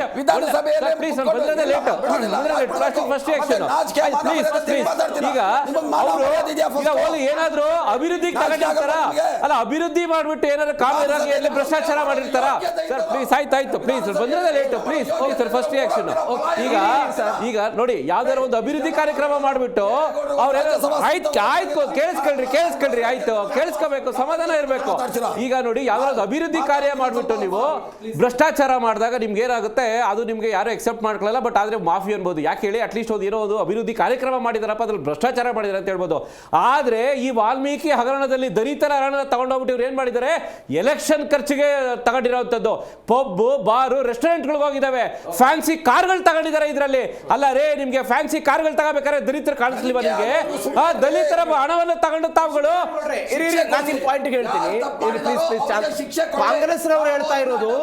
ಕಾಂಗ್ರೆಸ್ನವ್ರು ಹೇಳ್ತಾ ಇರೋದು ನಾವು ತನಿಖೆ ಮಾಡಿದ್ದಂತ SIT ನಾಗೇಂದ್ರ ಅವರು ಕ್ಲೀನ್ ಚೀಟ್ ಕೊಟ್ಟಿದೆ, ಯಾವ ಹುರುಳಿಲ್ಲ ಈ ಆರೋಪದಲ್ಲಿ ಅಂತ ಹೇಳಿದ್ರು. ಸರ್ ಕಾಂಗ್ರೆಸ್ನವರು ವಿಧಾನಸಭೆಯ ಮಹಾತ್ಮ ಗಾಂಧಿಯ ಪ್ರತಿಮೆ ಎದುರುಗಡೆ ಕುಳಿತುಕೊಂಡು ಪ್ರತಿಭಟನೆ ಮಾಡಿದ್ರು, ಸಿದ್ದರಾಮಯ್ಯನವರು ಸೇರಿದಂತೆ. ಏನಂತ, ED ಅವರು ನಾಗೇಂದ್ರ ಅವರಿಗೆ ಒತ್ತಾಯ ಮಾಡ್ತಿದ್ದಾರೆ, ಈ ನಾಯಕರ ಹೆಸರುಗಳನ್ನ ಇಲ್ಲಿ ಉಲ್ಲೇಖ ಮಾಡಬೇಕು ಅಂತ ಒತ್ತಾಯ ಮಾಡಲಾಗ್ತಿದೆ ಅಂತ ಕಾಂಗ್ರೆಸ್ನವರು ಪ್ರತಿಭಟನೆ ಮಾಡಿದ್ರು. ಸರ್ ಲೀಗಲಿ ತನಿಖೆ ಅಲ್ಲ, ಲೀಗಲಿ ಆಪ್ಷನ್ ಇದೆ. ಸನ್ಮಾನ್ಯ ಸುಪ್ರೀಂ ಕೋರ್ಟ್ಗೆ ಹೋಗ್ಬಿಟ್ಟು ಹೇಳಿ, ಈ ತರ CBI ಅವರು ED ಅವರು ಮಾಡ್ತಾ ಇದಾರೆ ಅಂತ ಹೇಳ್ಬಿಟ್ಟು ಅವ್ರ ಪ್ರೂಫ್ ಇದ್ರೆ ಹೇಳಿ. ಅದು ಒಂದು. ಎರಡನೇದು, ಇಲ್ಲೇ ತಮಗೆ ಏನದು 1 ಕಿಲೋಮೀಟರ್ ದೂರದಲ್ಲೇ ಬ್ಯಾಂಕ್ ಇದೆ, ಆ ಬ್ಯಾಂಕ್ ಅಲ್ಲಿ ಟ್ರಾನ್ಸಾಕ್ಷನ್ ಆಗಿರುವಂತದ್ದು ಇಷ್ಟು ತುಂಬಾ ದೂರದಲ್ಲೂ ಏನಿಲ್ಲ. ಅಧಿಕಾರಿಗಳ ತಪ್ಪು ಅಲ್ಲ, ಅಧಿಕಾರಿಗಳ ತಪ್ಪದಲ್ವಾ? ನಾಗೇಂದ್ರ ಅವ್ರ ಅಕೌಂಟ್ ಹೋಗಿರುವಂತದ್ದು 1.25 ಕೋಟಿ ಇದೆಯಲ್ಲ, ಅವ್ರ ಫ್ಯಾಮಿಲಿ ಮೆಂಬರ್ಸ್ಗೆ, ಅದು ಅವರೆಲ್ಲ ಅಧಿಕಾರಿಗಳಾಗಾದ್ರೆ ಅವ್ರ ಫ್ಯಾಮಿಲಿ ಮೆಂಬರ್ಸ್ ಯಾರು? ಅವ್ರ ಫ್ಯಾಮಿಲಿ ಮೆಂಬರ್ಸ್ ಅಕೌಂಟ್ ಹೆಂಗೋಯ್ತು ದುಡ್ಡು? ಒಂದು ನಿಗಮ ಮಂಡಳಿಯಿಂದ ದುಡ್ಡು. ಭ್ರಷ್ಟಾಚಾರ ಅಲ್ವಾ ಇದು? ಅವ್ರಿಗೆ ನಾಚಿಕೆ ಆಗಲ್ವಾ ಅವ್ರಿಗೆ? ಬರ್ತೀನಿ, ಇಲ್ಲ ನಾನು ವಾಪಸ್ ಬಂದ್ಬಿಡ್ತೀನಿ. ಈಗ ಇವರು ದಲಿತರ ಪರವಾಗಿ, ದಲಿತರು ಬಹಳಷ್ಟು ಈ ಸರ್ಕಾರನ ಕೈ ಹಿಡ್ತಿದ್ರು. ದಲಿತರ ಪರಿಸ್ಥಿತಿ ಇವತ್ತು ಏನಾಗಿದೆ ಅಂತ ಹೇಳಿ 2 ಸಣ್ಣ ಉದಾಹರಣೆ ಕೊಡ್ತೀನಿ ನೋಡಿ. ಇವಾಗ ದಲಿತರ ಮಕ್ಕಳಿಗೆ SC ST ಮಕ್ಕಳು SLC PUC ಪಾಸ್ ಆದವರಿಗೆ ಒಂದು ಪ್ರೈಸ್ ಮನಿ ಅಂತ ಕೊಡ್ತಾರೆ. SLC ಪಾಸ್ ಆಗಿರೋರು ಮುಂದೆ PUC ಹೋಗ್ಬೇಕಾದ್ರೆ ಅವ್ರಿಗೆ ಏನೋ ಅನುಕೂಲ ಆಗ್ಲಿ, PUC ಪಾಸ್ ಆಗಿರೋ ಡಿಗ್ರಿಗೆ ಹೋಗ್ಬೇಕಾದ್ರೆ ಏನೋ ಅನುಕೂಲ ಆಗ್ಲಿ ಅಂತ ಇದುವರೆಗೂ ಅವ್ರ ಪ್ರೈಸ್ ಮನಿ ಬಂದಿಲ್ಲ. SC ST ಮಕ್ಕಳಿಗೆ ಸರ್ಕಾರದಲ್ಲಿ ಹಣಗಳ ನಿಗಮಗಳಲ್ಲಿರೋ ಹಣಗಳು ಬೇರೆ ಕಡೆ ಹೋಗ್ತಿದ್ರೆ ಆ ಮಕ್ಕಳಿಗೆ ಎಲ್ಲಿ ಹೋಗುತ್ತೆ? ಇವತ್ತಿನ ದಿವಸ ಬನ್ನಿ ನೀವು ಬೇಕಾದ್ರೆ SC ST ಹಾಸ್ಟೆಲ್ ಪರಿಸ್ಥಿತಿ ಏನಾಗಿದೆ ಅಂತ ಹೇಳ್ಬಿಟ್ಟು, ಇದೇ ಬೆಂಗಳೂರಲ್ಲಿ ಒಂದು ಹಾಸ್ಟೆಲ್ ತೋರಿಸ್ತೀನಿ ಬನ್ನಿ. ಒಂದು ರೂಮ್ ಅಲ್ಲಿ 40 ಜನ ಮಕ್ಕಳಿದ್ದಾರೆ. ಅವ್ರಿಗೆ ಒಂದು ಇಂಜಿನಿಯರಿಂಗ್ ಸೇರ್ತಾ ಇರೋ ಒಂದು ST ಹುಡುಗ ಮನೆಗೆ ಫೋನ್ ಬರುತ್ತೆ, ನೋಡಿ ಒಂದು ST ಮಗು ಇದಕ್ಕೆ ಹಾಸ್ಟೆಲ್ ಸೇರ್ಬೇಕು ಅಂದ್ರೆ ಫೋನ್ ಬರುತ್ತೆ, ಏನಂದ್ರೆ ನಿಮ್ ಮನೆಯಿಂದ ಬರ್ಬೇಕಾದ್ರೆ ಒಂದು ತಟ್ಟೆ ಲೋಟ ಒಂದು ದಿಂಬು ಎತ್ಕೊಂಬ ಅಂತಂದ್ರೆ ಇವ್ರಿಗೆ ST ಮಕ್ಕಳಿಗೆ ತಟ್ಟೆ ಲೋಟ ದಿಂಬು ಹಾಸಿಗೆ ಕೊಡುವಷ್ಟು ಯೋಗ್ಯತೆ ಇಲ್ಲ ಈ ಸರ್ಕಾರಕ್ಕೆ. ಮತ್ತೆ ದಲಿತರ ಬಗ್ಗೆ ಮಾತಾಡ್ತಾ ಇದ್ದು ಸಮಯ ಆಗಿದೆ. ಕೊನೆಯದಾಗಿ ಕ್ವಿಕ್ ಆಗಿ ಚಾಂದ್ ಪಾಷಾ ಸರ್, ಏನಿಲ್ಲ, ಈಗ ಇವರೆಲ್ಲರೂ ಕೂಡ ನಮ್ಮ ಮೇಲೆ ನಮಗೆ ಚಾಟಿ ಬೀಸ್ತಾ ಇರೋದು ನಾನು ಸ್ವಾಗತಿಸ್ತೀನಿ. ಯಾಕಂದ್ರೆ ನಾವು ಕಾಂಗ್ರೆಸ್ ಅವರಿಗೆ ನಾಚಿಕೆ ಮಾನ ಮರ್ಯಾದೆ ರಾಜೀನಾಮೆ ಕೊಡ್ಸಿರೋರ್ನ ತಗೊಂಡ್ಬಂದ್ ಮತ್ತೆ ನೀವು ಏನದು ಸಚಿವ ಸಂಪುಟದಲ್ಲಿ ಸೇರಿಸ್ಕೊಂಡಿದ್ದೀರಲ್ಲ. ಒಂದು ವಾರ ಇವರು ಸದನನ ಹಾಳು ಮಾಡಿದ್ದಾರೆ. ಕಾಂಗ್ರೆಸ್ ಅವರು ಒಂದು ವಾರ ಸದನನ ಹಾಳು ಮಾಡಿದ್ದಾರೆ. ವಾಲ್ಮೀಕಿ ಹಗರಣ ಜನರ ಕಷ್ಟ ಕೇಳಿಸ್ಕೊಳ್ಳುವಂತ ಸದನ ಕೂಡ ಹಾಳು ಮಾಡಿದ್ದಾರೆ ಇವರು. ಕೇಳಿಸ್ಕೊಳ್ಳಿ, ಬಡ್ಕೊಳಕ್ ಬಂದಿದ್ದಾರೆ. ಕಾಂಗ್ರೆಸ್ ಅವರು ಹಾಳು ಮಾಡಿದ್ದಾರೆ ಸರ್. ಓಕೆ ಜನ ನೋಡಿ ಬಡ್ಕೊಳಕ್ ಬಂದಿದ್ದಾರೆ. ಓಕೆ ಚಾಂದ್ ಪಾಷಾ ಅವರು ಥ್ಯಾಂಕ್ ಯು ಸೋ ಮಚ್. 4 ಜನರಿಗೂ ಕೂಡ ಇಷ್ಟೊತ್ತು ಚರ್ಚೆಯಲ್ಲಿ ಭಾಗವಹಿಸಿದ್ದಕ್ಕೆ. Yes please sir, time over ಆಗಿದೆ, ನಂಗೆ ಸಮಯ ಆಗಿದೆ. ಓಕೆ 2019ರಲ್ಲಿ ಜನಾರ್ದನ್ ರೆಡ್ಡಿ ಅವರು ಫಸ್ಟ್ ರಾಜೀನಾಮೆ ಕೊಟ್ಟಿರೋ ಸಚಿವ ಸ್ಥಾನದಿಂದ ಆಚೆ ಕಳಿಸಿ, ಆಮೇಲೆ ಮಾತಾಡಿ. ಕಾಂಗ್ರೆಸ್ ಅವರಿಗೆ ಆರೋಪ ಪ್ರತ್ಯಾರೋಪ ಬರ್ತಾ ಇದೆ, ಸರ್ಕಾರ ಹೇಗೆ ತೆಗೆದುಕೊಳ್ಳುತ್ತೆ ಕಾದು ನೋಡೋಣ. ಇದರೊಂದಿಗೆ ಇವತ್ತಿನ ಮೆಗಾ ಮುಗಿಸ್ತಾ ಇದ್ದೀನಿ, ಜಿ ಸಂವಾದ ಮುಗಿಸ್ತಾ ಇದ್ದೀನಿ. ನೋಡ್ತಾ ಇರಿ ಜಿ ಕನ್ನಡ ನ್ಯೂಸ್, ಸತ್ಯವೇ ಸುದ್ದಿಯ ಜೀವಾಳ.